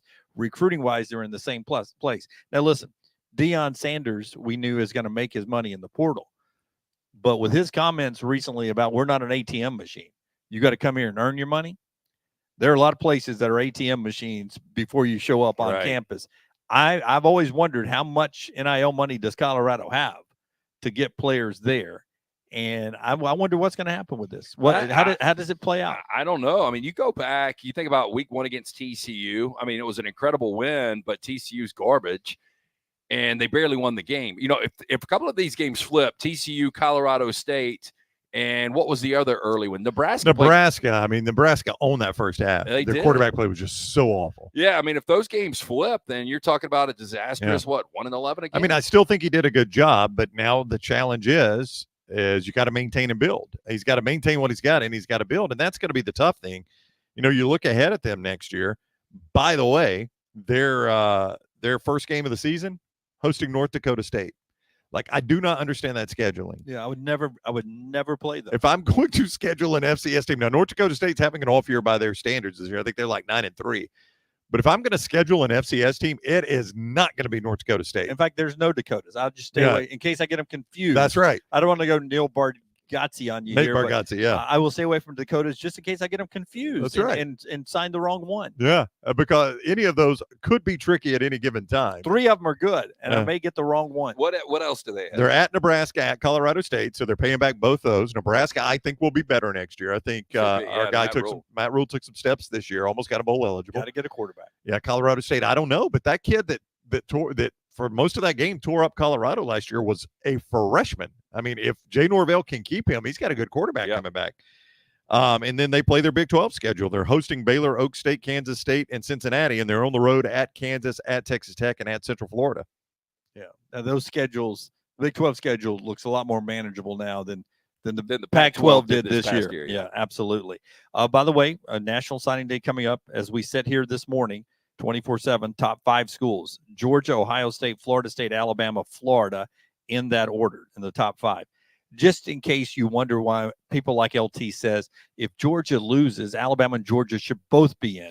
It's just a different league in the SEC. And just look at the personnel that come onto these campuses. The top 20 in recruiting right now, 11 of the top 20 schools are from the SEC. 13 of the top 25 are SEC schools. Actually, 13 of the top 23 are SEC schools. Where's Missouri? I don't have that one written down. Auburn is 17th, but they're 9th in the SEC. Yeah, the 17th reason I asked in the about nation, Missouri, 9th in the SEC. if we had a 12-team playoff this year, Missouri would be in. I would think so, yeah. And Eli Drinkwitz is, and we said this like month and a half ago, he is starting to really become a more respected head coach. And you just wonder what they're going to be able to do off this 10-win season, because Brady Cook can come back, Luther Burden, Cody Schrader, all these guys can come back. And if they start to, recruit like they have, Missouri can be an interesting team. Yep. Okay, 2 more interesting blow-your-mind moments after LT tells us about Bromberg's and Brownie tells us about MyBookie. Go Bromberg's since first. 1836, family-owned and operated. If you're sitting there, you're bored at work right now, trying to figure out that perfect gift for your significant other, go online, go to Brombergs.com. 2 locations for you. If you're in the market to pop the question, they are your diamond specialist, Mountain Brook, and also the Summit locations. Again, for more information, go online today. Go to Brombergs.com. So mybookie.ag, I was going to give you some point spreads here. You can bet anything, anytime, anywhere at mybookie.ag. Code next round when you log on to mybookie.ag. Make that initial deposit. They'll do a 50% match up to $1,000. Matching your deposit at 50% up to $1,000 when you log on there at mybookie.ag. And that is when you use code next round at that initial deposit. Mybookie.ag, code next round. Bet anything, anytime, anywhere. Auburn, an 8.5-point favorite at home over Virginia Tech tonight. Dunaway got the old money. No, you got what? Didn't you say Auburn 10? Well, -10 is what I have. So that's down to 8.5 at mybookie.ag. I never. Do you ever click that log on? No, Nope, you don't. In MyBookie, they have a button you can click that gives you the line adjustment from when you make the bet if you wanted to. For me, if I'd hit it then, I'd be getting it -8.5. Much more beneficial than -10 right now. Your conference championship lines. Conference USA, Liberty holding it a 10.5-point favorite for Friday night. Washington and Oregon holding it a 9.5-point favorite Friday night. Texas, a 15-point favorite over Oklahoma State Saturday. Georgia back down to a 5.5-point favorite over Alabama. Troy, we just talked to Jon Sumrall. They're a 6.5-point favorite in Troy there in the Sun Belt Championship. Michigan still at 23.5 over Iowa. Florida State still at 2.5 over Louisville. So that's all at mybookie.ag. Bet anything, anytime, anywhere. Mybookie.ag, code next round. Your 2 wow things. One is, regardless of any incentives for Mike Elko, Texas A&M will be paying $17 million a year for the next 7 years for their head coaching position. The payout to Jimbo Fisher and to Mike Elko, his salary for working, for the next 7 years, they're paying $17 million a year just for their head coaching position. If they go on a Georgia Kirby run under Mike Elko, yeah, they'd love it, but boy, they're gonna be paying out a lot of money. That money's just going up. Yeah, because his bonus structure was significant. I think we looked at it yesterday, $3.5 million to win a national championship. That's right. That's a huge bonus. Goes up to 10.5 if he's a national champion. Yeah, has some incentives built in there. My other wow moment today, off of Jeff Lebby going to Mississippi State. Every offensive coordinator at Oklahoma since 1999, since the 1900s. Every offensive coordinator at Oklahoma has become a head coach. They've left that position to be a head coach? So I got them all right here. Let me read them. Yeah. I mean, I was just trying to remember. I was going to go through them. I know you've got Mike Leach. Yeah, I know you Mike got Leach Kevin, was the first one, right? Kevin Wilson, Kevin Sumlin, Leach was first. The big man Mark Gino. Mangino. That's right. Chuck Long. Oh, I'd forgotten all about Chuck Long. Where did he go? Chuck Long. San Diego? Was that right? San Diego State or San Diego? Okay. Yeah. Kevin Wilson, Josh Heupel, Lincoln Riley, and Levy. How about that?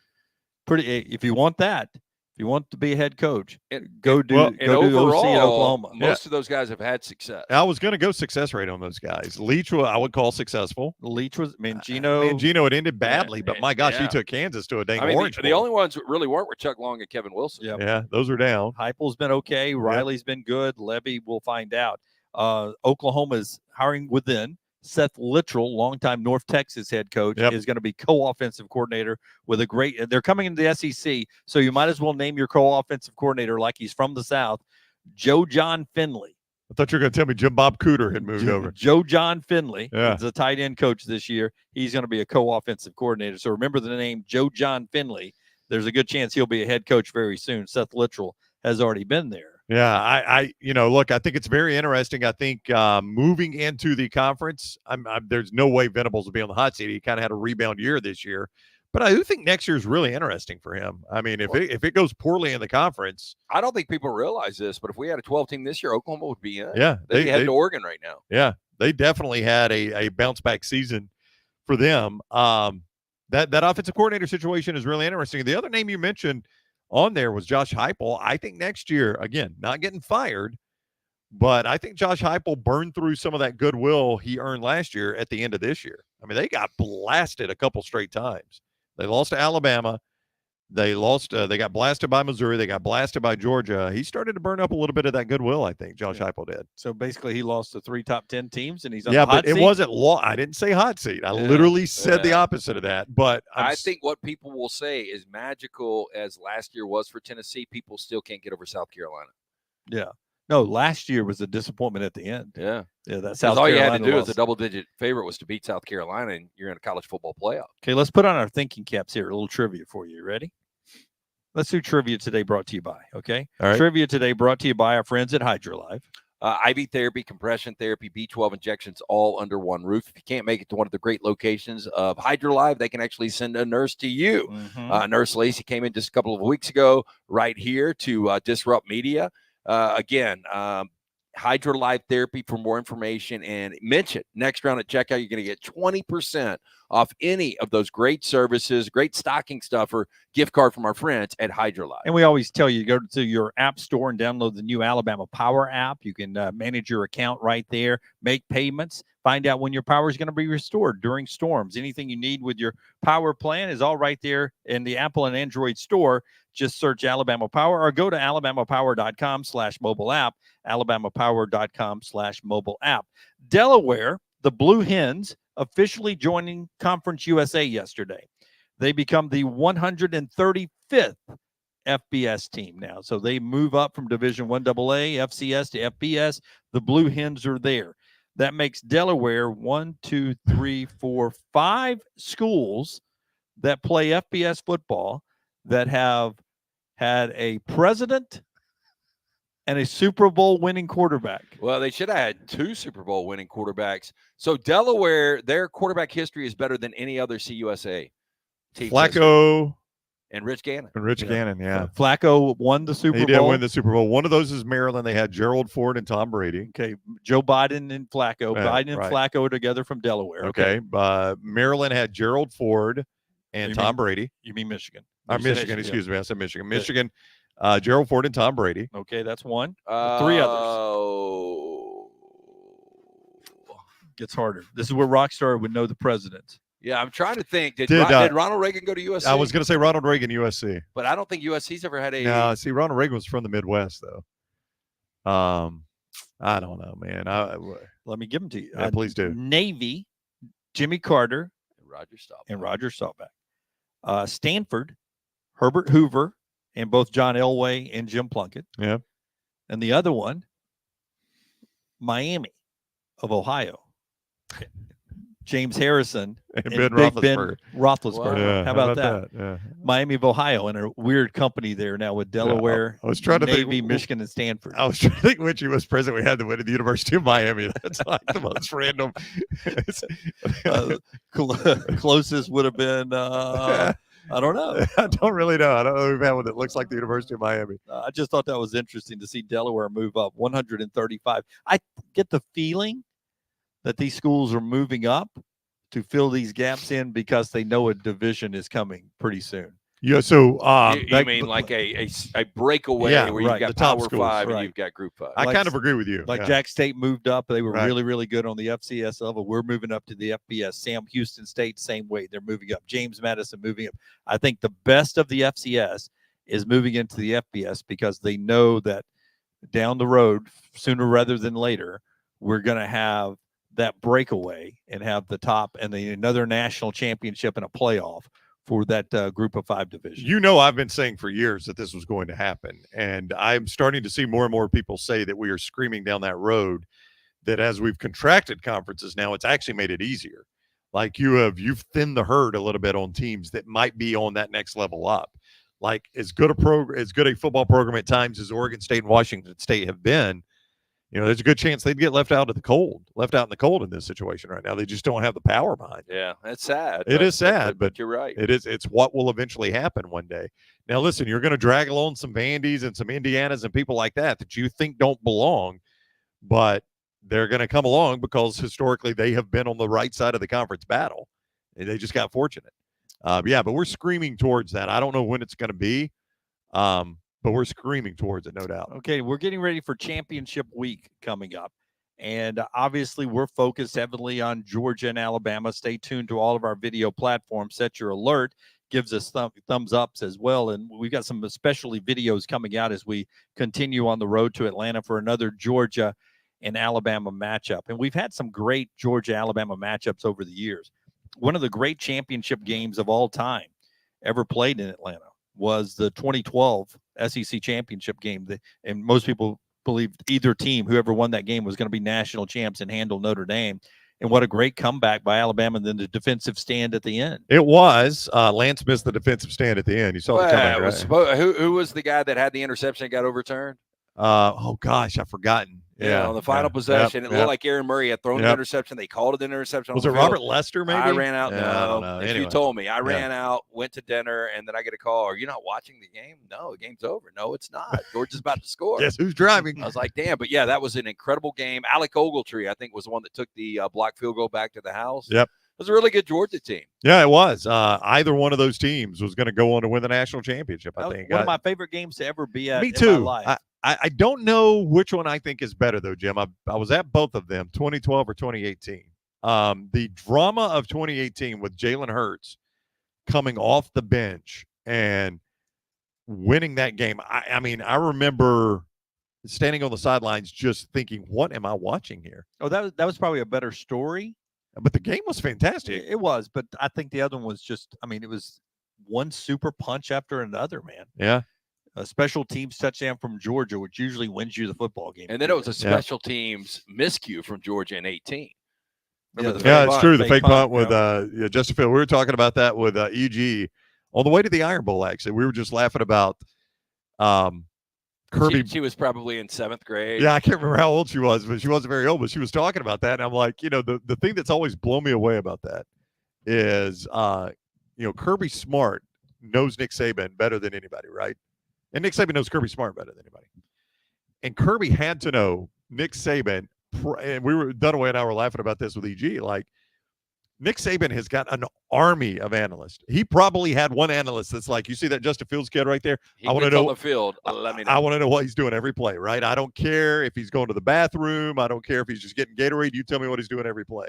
And there was an analyst that probably as soon as Justin Fields started, I was like, back up quarterback, up back. I mean, it's always baffled me that Kirby thought he was going to sneak that one past Nick Saban.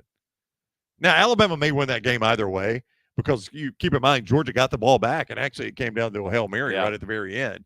So there was time on the clock. And the way Alabama was moving the ball with Hurts, they may win it either way. but you gave them such a short field right there. Yeah, and then obviously the first national championship matchup, the second 26. But I even think the game in Indy was a great game until the final 5 minutes. Yeah, people forget Alabama led that game in the fourth quarter. Yeah. Yeah, I think leading it going into the fourth quarter. Yeah. In the last SEC championship game between these two, it was really a beatdown from Alabama, delivering a beatdown to a number one team at that point in Georgia. Bryce Young and them came out and the receivers before they got hurt just clicked. It was Jamison Williams, man. Because remember, Mechie went out, didn't come back after late in the second quarter, but Jamison Williams, they couldn't cover him. I mean, it is the one coach Kirby just has not had any sustained success against. Nick Saban has owned Kirby Smart. And, I mean, you go look at everybody else Kirby has faced. I mean, the Auburn coaches under Kirby Smart at Georgia, the Auburn coaches have had no success against him. Face them every year. The Tennessee coaches have had no success against Kirby Smart. The Florida coaches have had no success against Kirby Smart. I mean, I keep saying school coaches because a lot of those coaches are getting fired because of Kirby Smart right there in the East. And Nick Saban is the one guy that has dominated Kirby Smart. Boy, that would have been an interesting narrative if Auburn hangs on and wins the Iron Bowl, because people would have said Hugh Freeze is kind of the kryptonite for Nick Saban. Yeah. Yeah. I mean, he's had 2 games, 2 wins, but that's really all it takes for people to start talking about it, right? I mean, it's back-to-back wins. Yeah, it would have been 3 at that point. Let me ask you, if 4th and 31 did not happen, would Georgia already have a spot locked into the playoffs, even if Alabama beat them? Yep, 100%. I think so, yeah. I think Georgia could absorb. This would be a meaningless game for them. Yep, I think so, too. In terms of the playoffs. Yeah. So if you're Georgia, you probably were pulling for that. Yeah. Of course, Georgia believes they're going to win this game. Yeah, this is a very confident. I don't know that it spills over into their players. Kirby is. Of course, if I'm a Georgia fan, I'm like, what the hell has happened? We've won 29 straight games, and now we're being told if we lose this game, we're not going to be in a college football playoff. I mean, it is a confident fan base. I would say. With good reason. With good reason, but again, now this is a coach you've only, this matchup, you've only won it the one time, right? Kirby's only beaten Sabin that one time in Indianapolis. So you kind of have to ignore some history there to be very confident about this game. Now, I do think they are ignoring that history, and I think their fan base is very confident.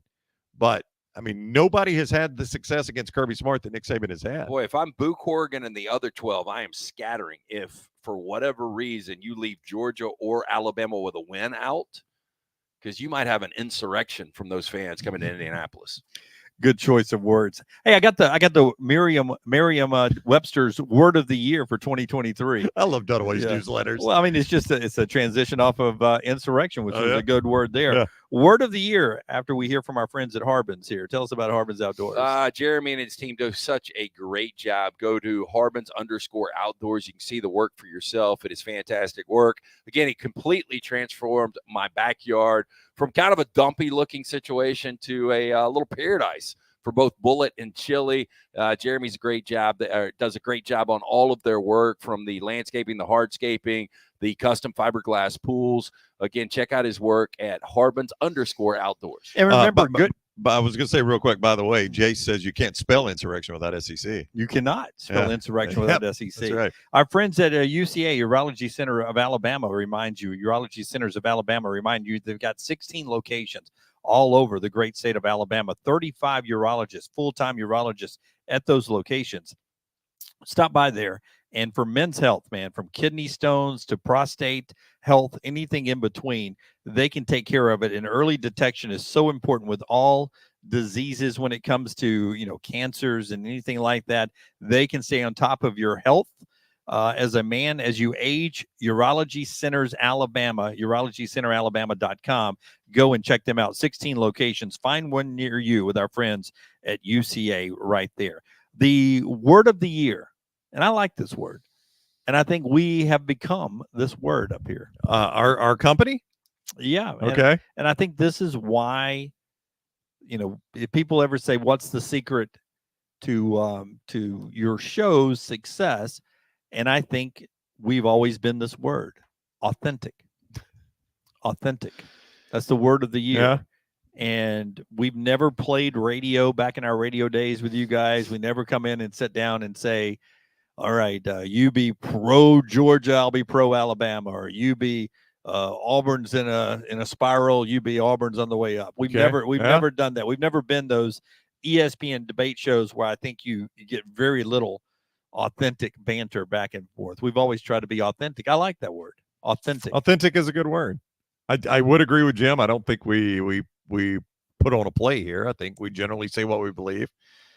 I mean, like you've seen it. There's times where Dunaway will bring something up, and one of us will say, "Yeah, I just really don't care about that." Yeah. And that's really probably not the way they want you to do shows like this. But That's when Jim says, well, "Okay, what do you want to talk that's right. about?" And, But I'm very authentic when I start pounding. That's not that when you start pouting. Yeah. That's not really the way you're supposed to do shows. But I'm not going to sit here and fake, that I care about something. That's the way I've been from day one, man. I hate me or like me, whatever. I'm not a fan of certain things, and I've been very vocal about that. I like certain things. Before we get back to college football, let's talk a little NFL. Frank Reich was fired earlier. You guys talked about it a little bit yesterday. 11 games is all he got. The record in the NFL is 9 games that Pete McCulley got with the San Francisco 49ers. He got 9 games before he was fired. I don't remember him. You know why? Because it was in the 30s? Nope. Because it was 1978, and the guy they brought in for him, Bill Walsh. They had somebody else on that staff. They were like, why are we letting this guy coach? This guy's a genius. Let's let Bill Walsh be the coach. Yeah, I think Frank Reich got a raw deal here. Look, it was a tough product to watch, but they don't have the personnel. And I've got in 4 downs. Are we going to do a 4 downs? Yeah. Well, I've got Bryce Young in 4 downs. Well, I will say this: the reports are that Tepper wanted Bryce Young, and Reich wanted C.J. Stroud.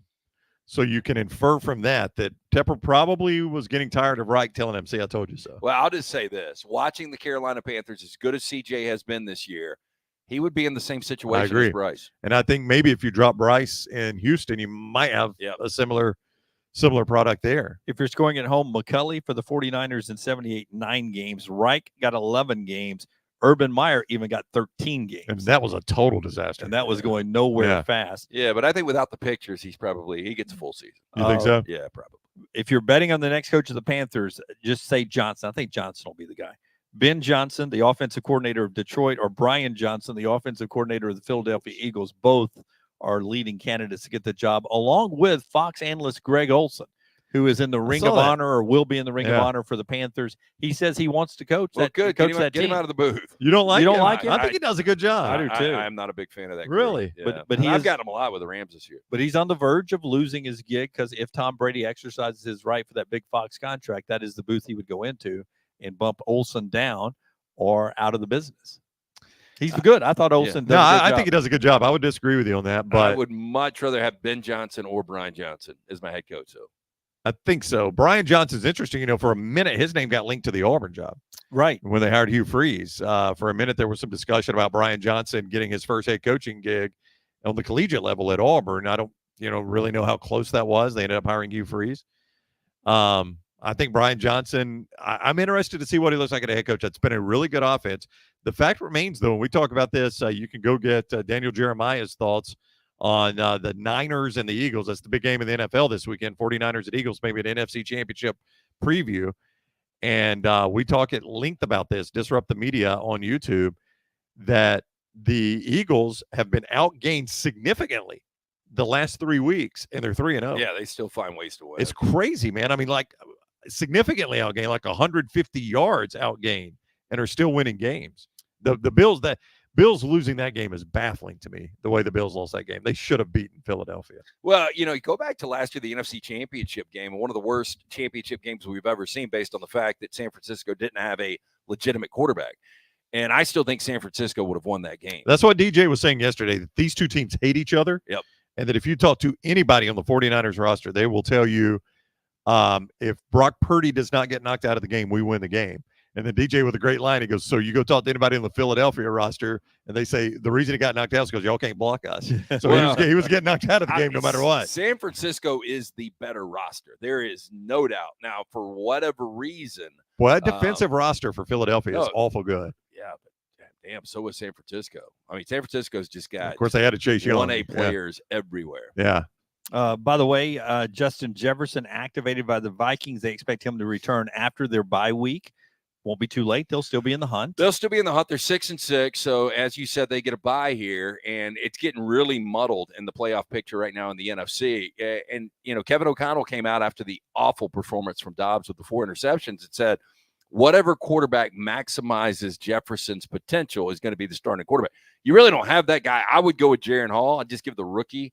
I'd throw him a bone there because I think we've seen the best and the worst of Dobbs. Yeah, and it seems like the more he settles into the position, the worse he looks. Right. It was a more amazing story because they were expecting nothing, Yeah, and they exceeded expectations. Now that you expect something, and now he's not living up to expectations. It's almost blindfold him, and wherever you're playing, don't tell him, and just show up. Yeah, and it's chaos everywhere, and just let him go out there and play. And by the way, no surprise to anybody. Aaron Rodgers hinting yesterday he is not going to be able to play this year. The Jets are now 4-7. Yeah, it makes no sense for him to. They're out of it. I mean, that division probably is over. Miami is probably going to win that division, and you're sure not going to get a wild card in the AFC with that kind of record. No way. So it looks like he has come to the, even publicly now saying unlikely for him to be back this year. The semifinalists of the National Football League announced yesterday. I think it was 25 of them. Of the Hall of Fame. The Hall of Fame, Yeah. excuse me, of the Hall of Fame for the NFL semifinalists. Auburn's Willie Anderson is still on there. He's got to get in there at some point. So, too, is Alabama A&M's Robert Mathis, who was a beast for the Colts. God, he was. Absolutely. He and Dwight Freeney on that same. Wreaked havoc. They just wreaked havoc. They're still on the list of the semifinalists. Patrick Willis is still on there, one of the great linebackers. Eddie George is still on there. But guys that have been there for a long time now. Torrey Holt has been on the list now for 10 years. Your guy, man. Yeah. He's a semifinalist, though. He's still in the mix. He was just so good. Some of the best hands ever. Had a great career at NC State, and then obviously won a Super Bowl with the Rams. The unfortunate thing for Holt, I don't know if he gets in because now the receiver, the production is so dramatically changed from what it once was. I still think when you look at Torrey Holt's numbers, he deserves to be in. As long as you keep making the finalist list, you're in the conversation to get in. They still consider you as a future Hall of Famer. Hines Ward is on his 8th year of being waiting on this list to get in, and Darren Woodson's on his 8th year of waiting to get in. Those guys are some big names. Yeah. Guys who are on the finalist list for the first time, Antonio Gates and Julius Peppers, and both of them expect to be fast-tracked there. But Both former college basketball players. really? Yeah. Yeah, remember Antonio Gates played for that Kent State team that upset Alabama in the second round, and then Julius Peppers played for 3 years for North Carolina. So played football and basketball at UNC. Yep. It's pretty darn impressive. It is. When I went he was good at both. This all comes full circle. When I went to watch Torrey Holt as a rookie win a Super Bowl with the Rams in Atlanta, there was a freeze, and I was a big Carolina basketball fan then, and they were playing on campus at Georgia Tech, and they just said, if you can get to the arena, free tickets. So I went and watched, and Julius Peppers had a hell of a game and a Carolina win. How many people were there, you think? 1,000 maybe. Yeah. 1,000 Yeah. maybe. That's Yeah. about what it looked like last night for Mississippi State, Georgia Tech, by the way. That program's not where it was. Yeah, it really isn't, man. Used to be fun to watch. They did. Bobby Crimmins. I mean, he had them as a national power. The Silver Fox. Yeah, the Silver Fox, Bobby Crimmins, and he took the South Carolina job for a minute. You remember that? And then had second thoughts and came back to Georgia Tech. Do I remember that right? Yeah, and it just wasn't the same for him after that. Do you know who the Silver Fox of country music was? No, I do not. Charlie Rich. I think his one hit was "When We Get Behind Closed Doors and we turn the lights down low." Yep.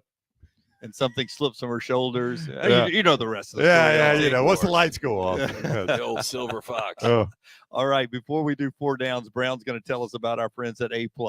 that's who redid our master bath. Now, I just want you to. Forster's going to show you. Forster would normally show you if our switcher hadn't been flushed right down my new toilet. Forster would normally show you my bathroom. We bought our house in 2015. The bathroom was fine, but it wasn't what we wanted. It was lighter in color. It needed updating. So we contacted Brad Bell. Jennifer scoured the internet, and she talked to people that had used certain providers, certain contractors. She talked to the contractors themselves. She read reviews. She's like, man, I'm comfortable with Brad. Let's call him. And he priced it. We were blown away at how good the price was. And he even told me, like, sometimes you see these one-day bathroom remodels. He said, frequently I see their quotes, and they're double what mine is. He goes, how do you do that in one day and you double the price? And a lot of times they just slap a shower over the old one, which sounds disgusting. Brad does not do that. He does it right to your specifications. He did exactly what we wanted. His crews were timely. They were clean. They were efficient. They were courteous. I mean, I just cannot say enough good things. If you miss anything I'm about to tell you on how to get in touch with them, reach out to me on social media or email me, and I'll be glad to get you in touch with Brad Bell. 422-1758. That is a 205 number. 422-1758. Anywhere in Alabama, Brad can help you out. Brad Bell, A-plus tile home remodeling, 205-422-1758. And also by our friends at Slice, they bring you 4 downs before Rockstar hits the big button. Tell us about Slice. Yeah, again, 4 great locations. The original in Lakeview, one in Vestavia, Montevallo, now Crestline Park, created by the late Jeff Bajaya. Fantastic dude. His memory is still celebrated by his brothers who run the great organization that is Slice. Get in, see Jason, Chris. Tell them the next round sent you. For more information, local pizza, local ingredients, slicebirmingham.com. First down. If Bryce Young was coming out in this May's draft, where would he go amongst draft-eligible quarterbacks? And before you guys answer, I saw there was a new article. I think Phil Yates did it, and he did his top 5 draft-eligible quarterbacks. And number 1 was Caleb Williams. Okay. Number 2 was Drake May. Number 3 was Jaden Daniels. To Tampa Bay. I want Jaden Daniels. I would think I still say Bryce would go second. I think Caleb Williams would go in front of him. No. If we're doing this exercise, is it Bryce Young with no NFL images in my head, him out of college? So he just had another year like he had been having at Alabama, a third year like that. He would be second. I think he'd be second behind Caleb Williams. And that's what's hard to get out of your mind is watching how bad it's been at Carolina this year. I agree with you guys. I think he would be the second quarterback taken. And you know how I feel about Drake May. Jaden Daniels should go before him. Do you remember who's after him in that list you're looking at? Fifth one? Oh, the fourth. There's fourth and fifth.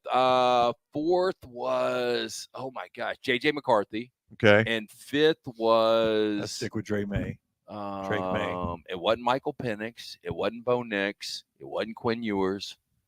How about Quinn Ewers? I mean, how do you come out if you're Quinn Ewers? Yeah, I think you got to come back another year. I think you guys talked about it a little bit. Well, we did. And you wonder how that impacts Arch Manning. Now, he's not going to blow a red shirt, but he's going to be another year removed from playing. There's already talk of Malik Neighbors in the portal. Are you serious? Malik Neighbors? No. Malik Murphy. Malik Murphy. Malik Murphy. Hey, listen, two totally different things. Sorry, LSU fans. Hold on one second. Malik Neighbors will be in the portal about 0.2 seconds. I think he's NFL. Yeah, that's what I'm saying. Malik Neighbors, he could play just about anywhere he wanted. Yeah, I was interested because I was seeing if they would have put Carson Beck on there, and they didn't. Yeah. What about Bo Nix you don't like in the NFL, LT? His ability to be accurate in those small windows. He hasn't looked accurate to you this year? Well, Lance maintains, I think, that he plays in a very quarterback-friendly system. Yeah, look, he's been accurate in the windows he's throwing to right now, but I mean, they're all, quick outs, quick hitters. And we do this for Caleb Williams all the time. Give me the great defenses Caleb Williams has gone up against in the Pac-12, Lance. They've not been good. Well, do that same exercise for Bo Nix. That's fair. It's actually the argument. Shedeur Sanders was the other guy. Are you serious? Yeah. He should come back too. Well, you got to watch that first of the season film before he started getting just tattooed, right? I would take out a life insurance policy and come back. Yeah. If there is a guarantee in life, I can guarantee Caleb Williams will be better than Bo Nix at the next level. Well, I think so too. But the only but now Bo Nix, Drake May, Bo Nix, Jaden Daniels. I mean, if Bo Nix would have played at USC this year, it would have been Bo Nix at Auburn. The only thing that would change, that would make you wrong about that, is the fact that Caleb Williams could potentially get drafted by a bad franchise, and Bo will fall enough in the first round that he could get drafted by a good franchise. Yep. Let's do second down. Don Cheadle, 59 years old. We're already to celebrity birthdays. All right, I like it. Better career, Don Cheadle or Don Knotts? That's Barney Fife, right? That is Barney Fife, correct. That guy was good. Disney films. He did like something with flubber. Like that. He was something where he's a field goal kicker, I think. Yeah. Now, he was probably, I would guess, the number one comedic actor for a good long time. Of the 50s and early 60s, yeah.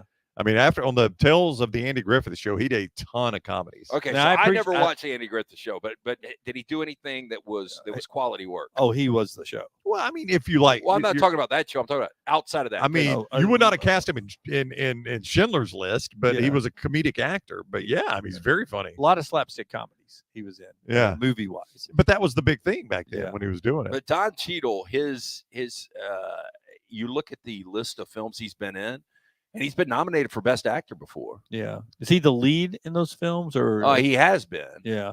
He had Typically, he's a supporting guy. he had an HBO show that I really, really enjoyed. It was Showtime, I think. Okay, it was on Showtime. Yeah. What was the name of that? I tried to watch one episode and I couldn't do it. It had that Kristen Bell Yeah. girl. I thought it was a good show. It was really good. I will go Cheadle just because I haven't seen a lot of Don Knotts' work, but Yeah, it's Don Knotts for me. Yeah. Third. Oh, down. third down. Keep waiting for Rockstar. I know, me too.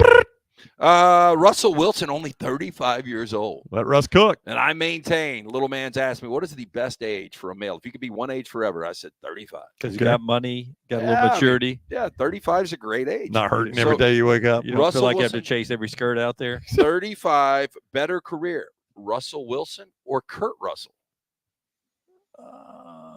Okay, so one Super Bowl win, one Super Bowl loss. He's a league MVP once. Think maybe. Maybe. Yeah. Kurt Russell's best work is Overboard.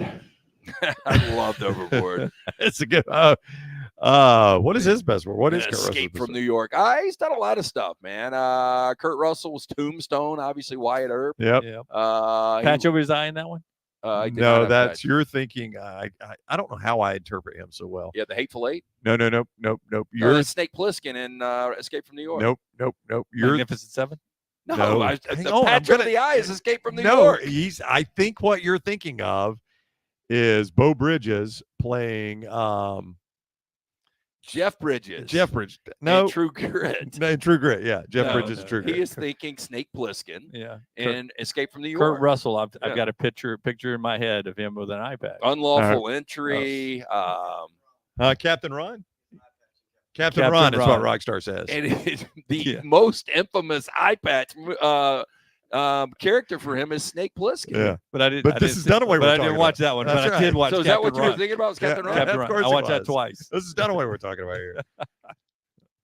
Fourth Fourth down. Vin Scully, 96 years old. I'm Vin embarrassed Scully. to ask is Vin Scully or Vin Diesel? Vin Scully. I know who Go would on. argue in the back for Vin Diesel. Yeah, I know, Lunsford. but He created the Fast and Furious catalog. Vin Scully. Vin Diesel was in a Spielberg production.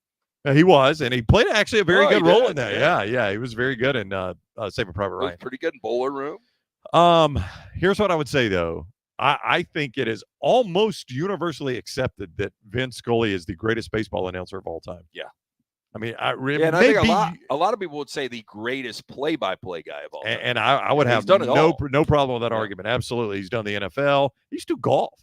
Like he was NBC golf guy. Vin Scully Oh, it was. Yeah. He was the when it was Saturday night or Sunday night baseball on NBC. Yeah. Yep. And he'd break away from the Dodgers to do that. So I would say I think this is easy, Vin Scully. Oh, it is. Yeah. Vin Yeah. Scully was with the Brooklyn Dodgers. I just couldn't Yeah. find a lot of Vins. Yeah. Now, absolutely. Lunsford says Vin Diesel has made a lot more money. There is Oh, zero yeah. argument about that. There's That's no right. doubt. Now, they weren't operating on the same level, obviously. Yeah, but I mean, Kim Kardashian's made more than him. Yeah. I mean, No, I mean, but Vin Scully is considered the very best as craft. I don't think anybody's going to say that about Vin Diesel. Our steak bets are brought to you by our friends at New York Butcher Shop. They save Thanksgiving for LT. They're always great on weekends. If it's steak night, date night for Brownie or whomever, our friends at New York Butcher Shop. I went yesterday when I had some time and settled up some of the steak bets for the end of the year. I ended up losing like the 7 out of 10 over unders I had to get. Remember, I had to have one more win. The one that cost me, Uh-huh. I had 6 out of 10. The one that cost me, Auburn not beating New Mexico State. Or Alabama. Or Alabama. They were closer to beating Yeah. Alabama than New Yeah, Mexico technically. State. Yeah, but we had already countered in our head Auburn will beat New Mexico Yeah. State. Yeah. That was the one that And, got you. That was the one that made it 6 out of 10. So I lost that one. I'm 12 stakes up. So they almost evened out of all those end of the year stake bets there. Yeah, rare quality, well done service. 2 locations, Caba Heights, Greystone. Get in and see Jim and all the great guys. Not only for dinner to go, great selection of fine wines and desserts, but you can also get those huge deli sandwiches. Great lunch spot. Again, 2 locations, Caba Heights and Greystone. It's the New York Butcher Shop. Trash still coming up a little bit later on, earlier than the normal time. So stay tuned for that. How much later on? Yeah. I'm about to have to break Yeah. the seal. Yeah, me too. Both of you want to run to the bathroom real Well, quick? I mean, yeah, we how could much- go with how much we shifts. got? No, Yeah. I mean, go ahead and knock it out real quick. I'll tell everybody. about You first or me? both of you go. I Okay. can knock it He's out while going you to try go. to make this 3 hours. All right, I know. No, I'm dude. You have to stop talking. Let me get some commercials in. If we're going to be less than 3 hours, we did 2 spots in 42 minutes to start the show. This hour is brought to you by our friends at Champies. It's officially 11 o'clock Central Time, coast to coast, at 12 o'clock on the East Coast. And Champies brings you this hour of the show. ChampiesChicken.com. ChampiesChicken.com. Sterling and the crew are down there ready to open up the doors and let you in for a destination lunch. Swing by, see them at Highway 119 in Alabaster. Southern fried chicken, hand-cut chicken fingers, Mississippi Delta recipe tamales, and so much more. It's our friends at Champy's Chicken. And don't forget the Pant Store as well. It is that time of year at the Pant Store where you can get the great holiday gifts. I mean, just think about it. When you're opening up gifts, you know everyone's happy when Santa brings you some Alabama or Auburn gear, right? That's good year round. So go ahead and help Santa out by getting on pantstore.com, pantstore.com, or going by the 6 locations in Auburn, Crestline, Hoover, Huntsville, Leeds, and Tuscaloosa. And ladies gear as well, whether it's booties or rompers or whatever you need there, and game day hats, polos, and quarter zips for the men from great name brands like Gentile, Cutter and Buck, Antigua, Elephant Head, and Taylor and Mick. It's all right there. Pantstore.com. Pantstore.com. Your headlines include the fact that Alabama lost a basketball game last night as part of the SEC ACC Challenge, 85-77. The Tide started out the game 1 of 12 from three-point land. Didn't get much better as the night went on. Mark Sears had 23. From 3, Clemson was 11 of 21. Alabama was 11 of 35. That means, of course, 24 misses from three-point land for them. Alabama wasn't great from 2 either. They were 10 of 24 at the rim, and they were 12 of 32 from 2. So just not a great shooting night for Alabama. Who's in there? Who's coming in? You're looking over there. You coming in, Lunsford? Okay. So Alabama, just a bad shooting night from the 2s at the rim from 3s, and they lose last night. Virginia Tech and Auburn go 8:15 Neville Arena tonight. 7 more games in the ACC SEC Challenge. The SEC is up 4-3. And I find this amazing, LT. Mark Cuban Is 65 years old. is selling the Dallas Mavericks. He's selling them. He bought them 23 years ago for $285 million. And I remember when he bought it, LT, many people thought, wow, he's paying $285 million for an NBA franchise. That was a lot back then. He's selling the majority ownership, not even all of them, the majority ownership to a female who is one of the great gambling casino owners in America for $3.5 billion. That's a good ROI. And he should have multiple championships. He's got the one. And I'll never forget, they showed his receipt after they beat Miami in that championship. They went to Live to celebrate.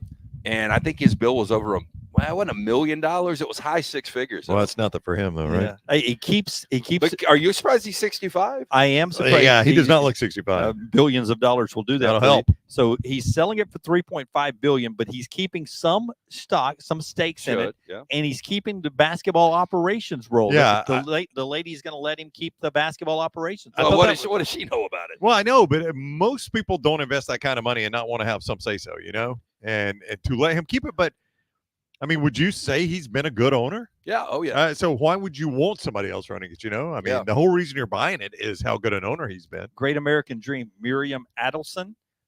She sold $2 billion worth of stock yesterday. That got her her portfolio down to $323 billion. Well, I heard how she started with 17 parlays on mybookie.ag.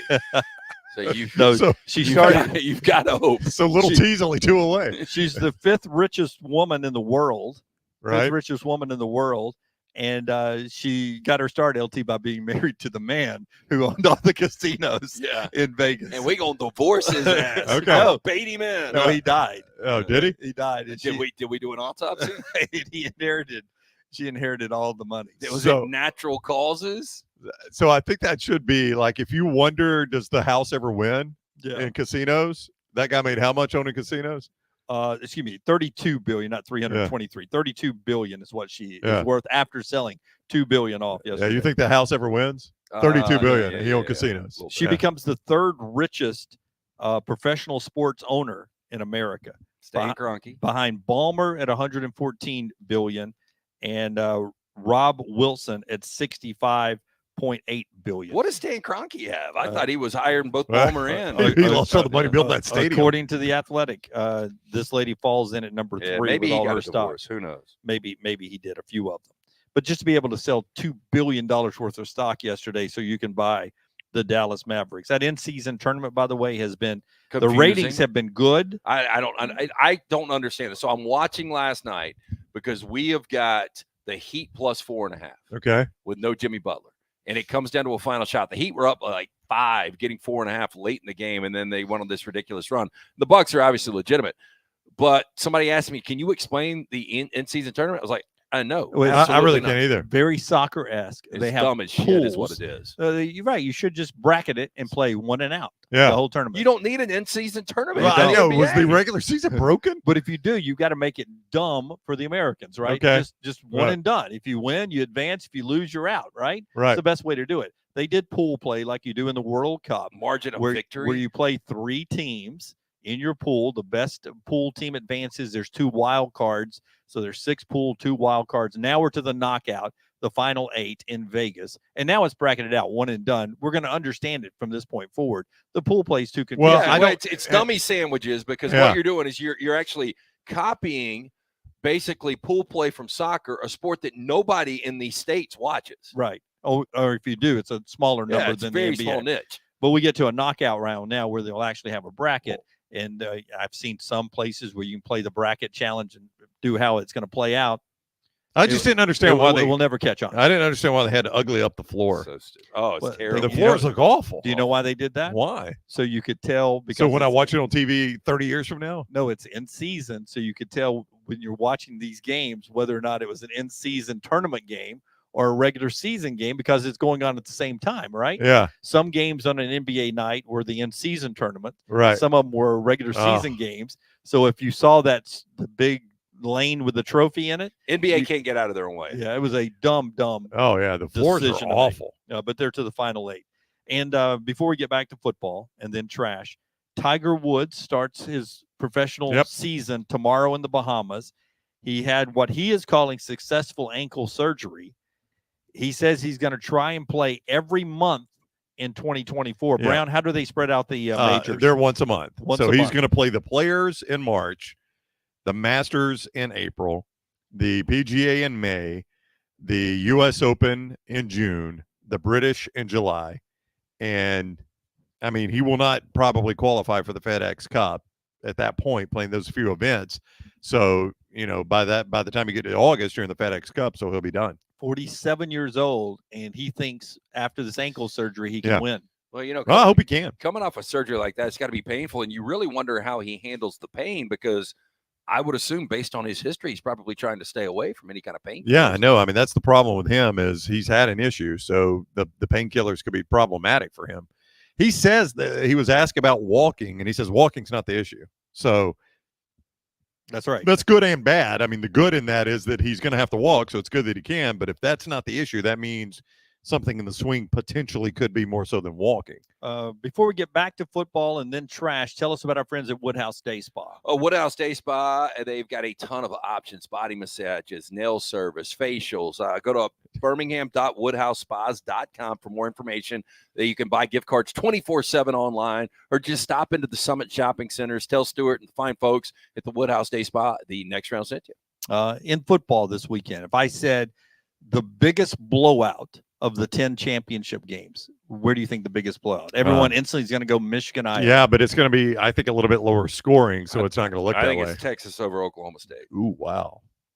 Oklahoma State's when they won Bedlam, they have not looked good since then. Well, they played. It was crazy because I had Oklahoma State, unfortunately, minus 16.5 this past weekend.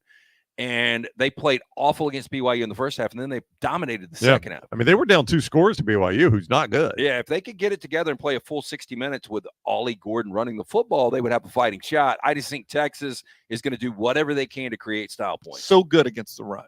Texas is, and that's how Oklahoma State wins is with Ollie Gordon. Yeah, I would agree with Lance though. Is Texas knows they're trying to impress people, so if Sark gets a chance to punch some in late and look dominant, I think he'll do that. What do you think the closest championship game is? I think it is Alabama and Georgia. I would agree with Lance. I think Oregon wins fairly handily over Washington. I think Michigan will dominate Iowa, it'll just be low scoring. I think it's going to be Florida State, Louisville. I think Louisville's going to win the game. And Louisville right may, now. but I think it's going to be a close game. It could be. I think it's going to be a close game. Low scoring. But I'll tell you, if Louisville gets out to a double-digit lead like Florida did this past week, they won't let Florida them come State's back. got some problems. By the way, Oklahoma State against Texas, their quarterback, is it Bowman? Yeah, For Oklahoma Alan State. Bowman. 10 touchdowns, 11 interceptions. Yeah. Trouble if they are forced to throw the football.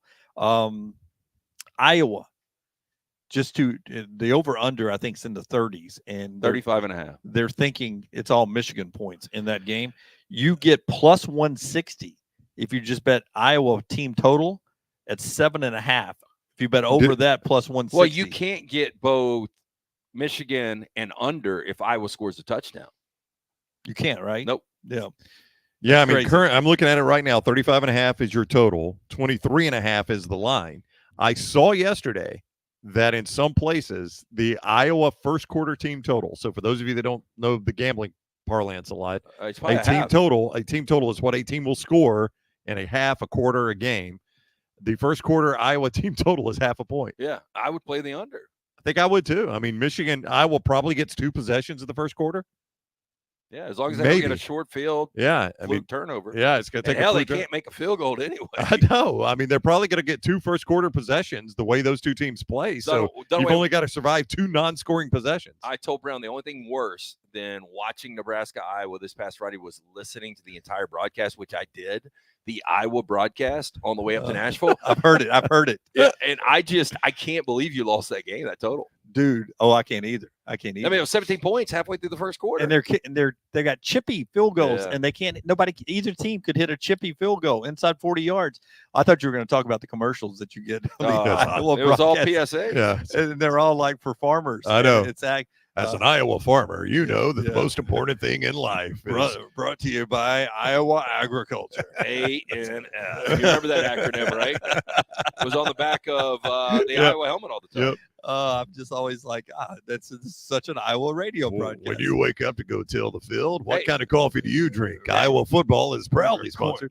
Corn feeds America. That's another opening that's probably going to happen. Kirk Ferentz. Oh, you think he'll retire? After that game, he was in tears. Yeah. And you're right. I meant to bring that up on the show that he was emotional talking about the team getting the win and getting, back to the Big Ten. Tough job, man. Tough job. Hard job to begin with. You're following the legend of the program. He and Hayden Fry are the 2 legends of that program.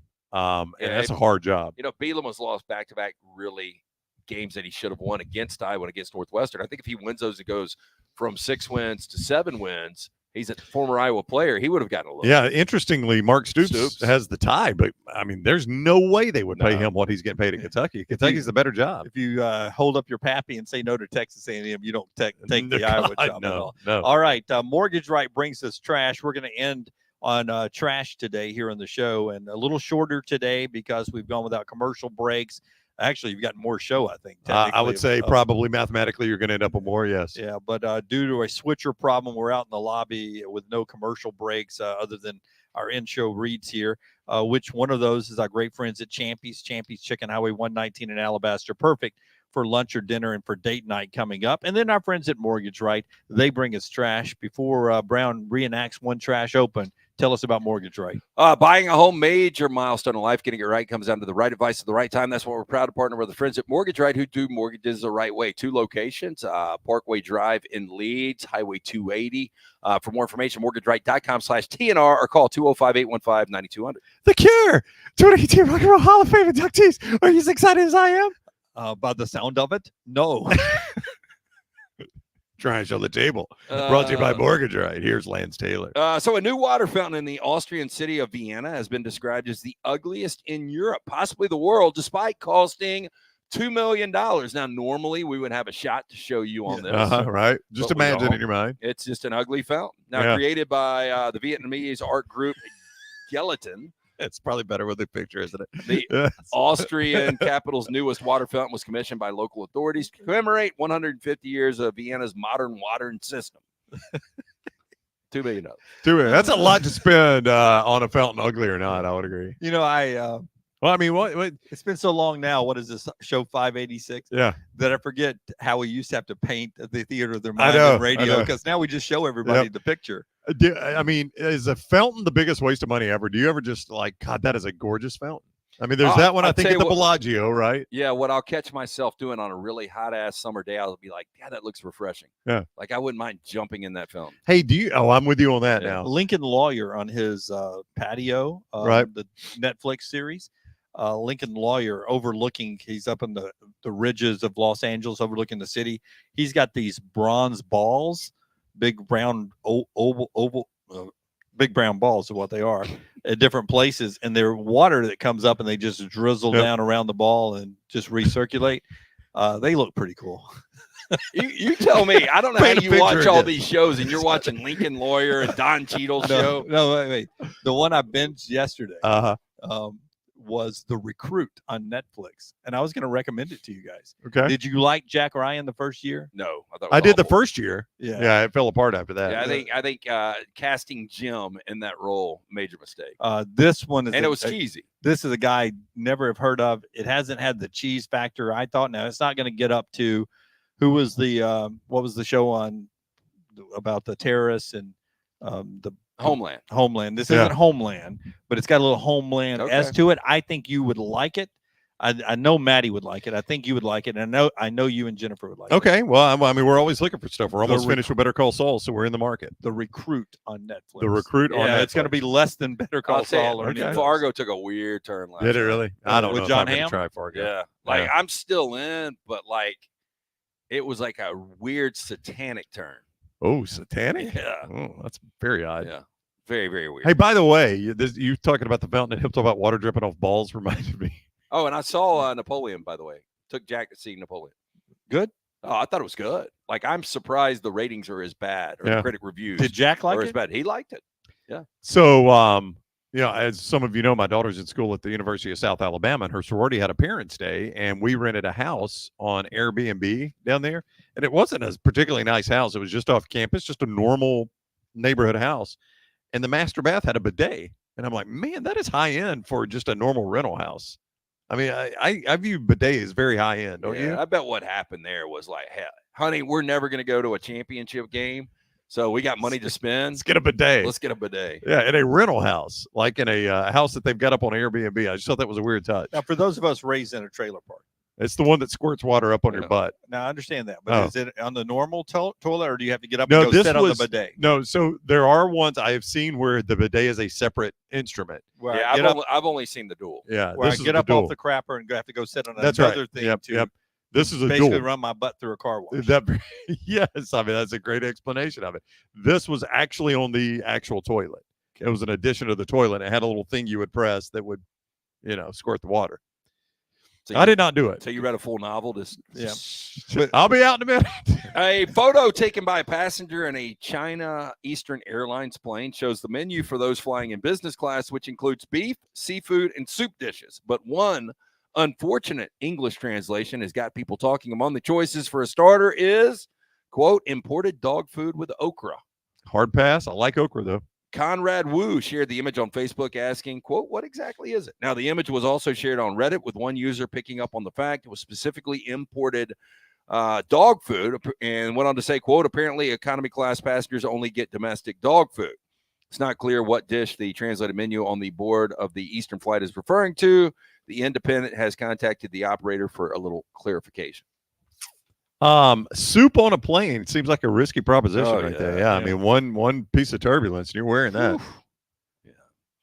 Yeah. As tempting as it may be to get in the tub for hours with a good book, it's not really tempting to me. I don't know. It is Dunaway. Dunaway. I do have a cool looking tub that Brad Bell put in. Yeah. And how many months ago was that? Oh, it seems like forever. Yeah, he put one it's in never mine been too. used. Yeah, mine has been used actually. My little one still likes to take a bath every now and then, but by and large, we do not use the tub. Dunaway said, "Where were we the other day when you said you were going to go take a good hot bath?" On the way back from the Iron Bowl. way back from the Iron Bowl, me, Dunaway, and EG in the car, and he goes, I cannot wait to get back home, pour a glass of wine, and take a nice hot bath. I said I may pour a glass of wine and get into a nice hot bath. My hip's been bothering me, man. Even EG. I almost let it out. Something that I say a lot that is not politically correct. Even EG, a young female, was like, Dunaway, I cannot tell you the last bath I've had. Yeah. A young female said They make them look good on the movies. I don't take them either, but everyone Okay, well, takes a bath this in the is for movies. you and all the other women listening out there. Victorian Plumbing has conducted a study to find the ultimate bath time for the optimum relaxation, hydration, and a good night's sleep. Now, the experiment involved 20 participants, half male, half female. I'll tell you the time, 8:30. It's what, the best time for a bath? Yeah. No, this is length, Oh, okay. the optimum length. The study showed that 22 minutes is the length to spend in the bath in order to feel relaxed, hydrated, and sleepy. According to the study, if you bathe for more than 27 minutes, you may get out of the bath feeling a little dehydrated. And this supports the advice of some professionals who suggest that baths should be no longer than 30 minutes. Yeah, I would tell you 22 minutes is about when the water starts getting cold. Right? It's a stupid study. You get out when the water starts getting cold. Do you Why can't let you let a little do you out let a little and out and then add the hot? Yeah, Is that what you do? sometimes. When I was little, I'd let Or does Maggie come in and drop it out of the bucket? that would be fun. Have y'all ever done one of those where you sit and they drop the hot water in? I told you the Yeah. other day. Was it not on the air when I told you when we didn't have plumbing? That was the bath. Oh well, we yeah. took? But that was because you were poor. I'm talking because you're rich. Yeah, that's what rich Yeah, people do. it doesn't look far. It does We'd not. heat up 2 big pans of water on the stove Yeah. and pour it in. Vietnamese man suffering headaches was found to have chopsticks lodged in his skull. Very stereotypical. Doctors claim the chopsticks were jammed into the unidentified 35-year-old's head 5 months earlier in a drunken brawl. Well, you would think you'd remember that. You would think, yeah. although the man was initially baffled to how the chopsticks made their way into his Oh, skull. hell, they got in there. His I mean, was he walking around like antennas? His family later remembered he was involved in a fight 5 months ago while he was out drinking. His family recalled that during the fight, he was stabbed in the face by something, was taken to first aid. According to the local paper, the man's condition is now stable and he has been discharged from the hospital. I mean, someone's like, you idiot, you got chopsticks in your head. It's racist. His Turned out he really had chopsticks in his head. She almost hit Scott. No, Scott hit me, though. his headache would return every 15 to 20 minutes. Interesting story here. Custom agents at the Minneapolis-St. Paul International Airport seized thousands of syringes of what they call is a, quote, dangerous and unapproved vaginal tightening gel. A message from the U.S. Customs and Border Protection states the syringes were discovered in a shipment from Hong Kong that was bound for a Woodbury home during an inspection on November 20th.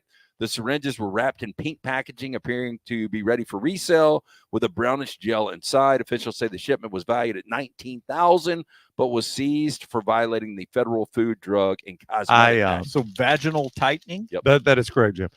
I am not a doctor by trade, and I'm going to tread very lightly here. But I saw this story before, and the thing that jumped out at me is I don't think syringe is the way you would deliver that, like to the patient. It seems painful. Would say so. Yeah. Are you saying it's topical? Well, Jim, I don't want to delve too deeply into it, so to speak. But I just don't think it'd be a syringe. No, a topical probably would be the better way to go Yeah. if I had to I guess. think once you inject that, you ain't coming back from Yeah. I think you're going to need a little depth. I don't think it can be topically applied to get what you're looking for. Yeah, I'm not a doctor. Jim might be right about I would this. just go to Mexico and just Yeah, get the they procedure do it done. cheaper down there Yeah, too, they right? do. Yeah. Make sure you find your keys first.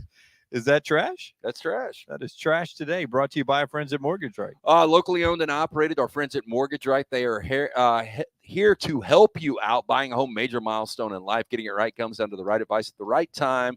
MortgageRight.com/TNR or call 205-815-9200. While Brown makes his way over to the button to hit the off button. Oh, Lunsford can do that. Okay, I will tell you that Bud Light game night is tomorrow night. Crestwood Tavern, we're out there 5 to 7 on our video platforms. The show is 6 to 7, so come on, hang out with us out there 5 to 7, Bud Light game night. Also, thank you to Mike Johnson and John Sumrall, who put up with our setup here today. You can get those podcasted wherever you get our podcasts, both video and audio-wise.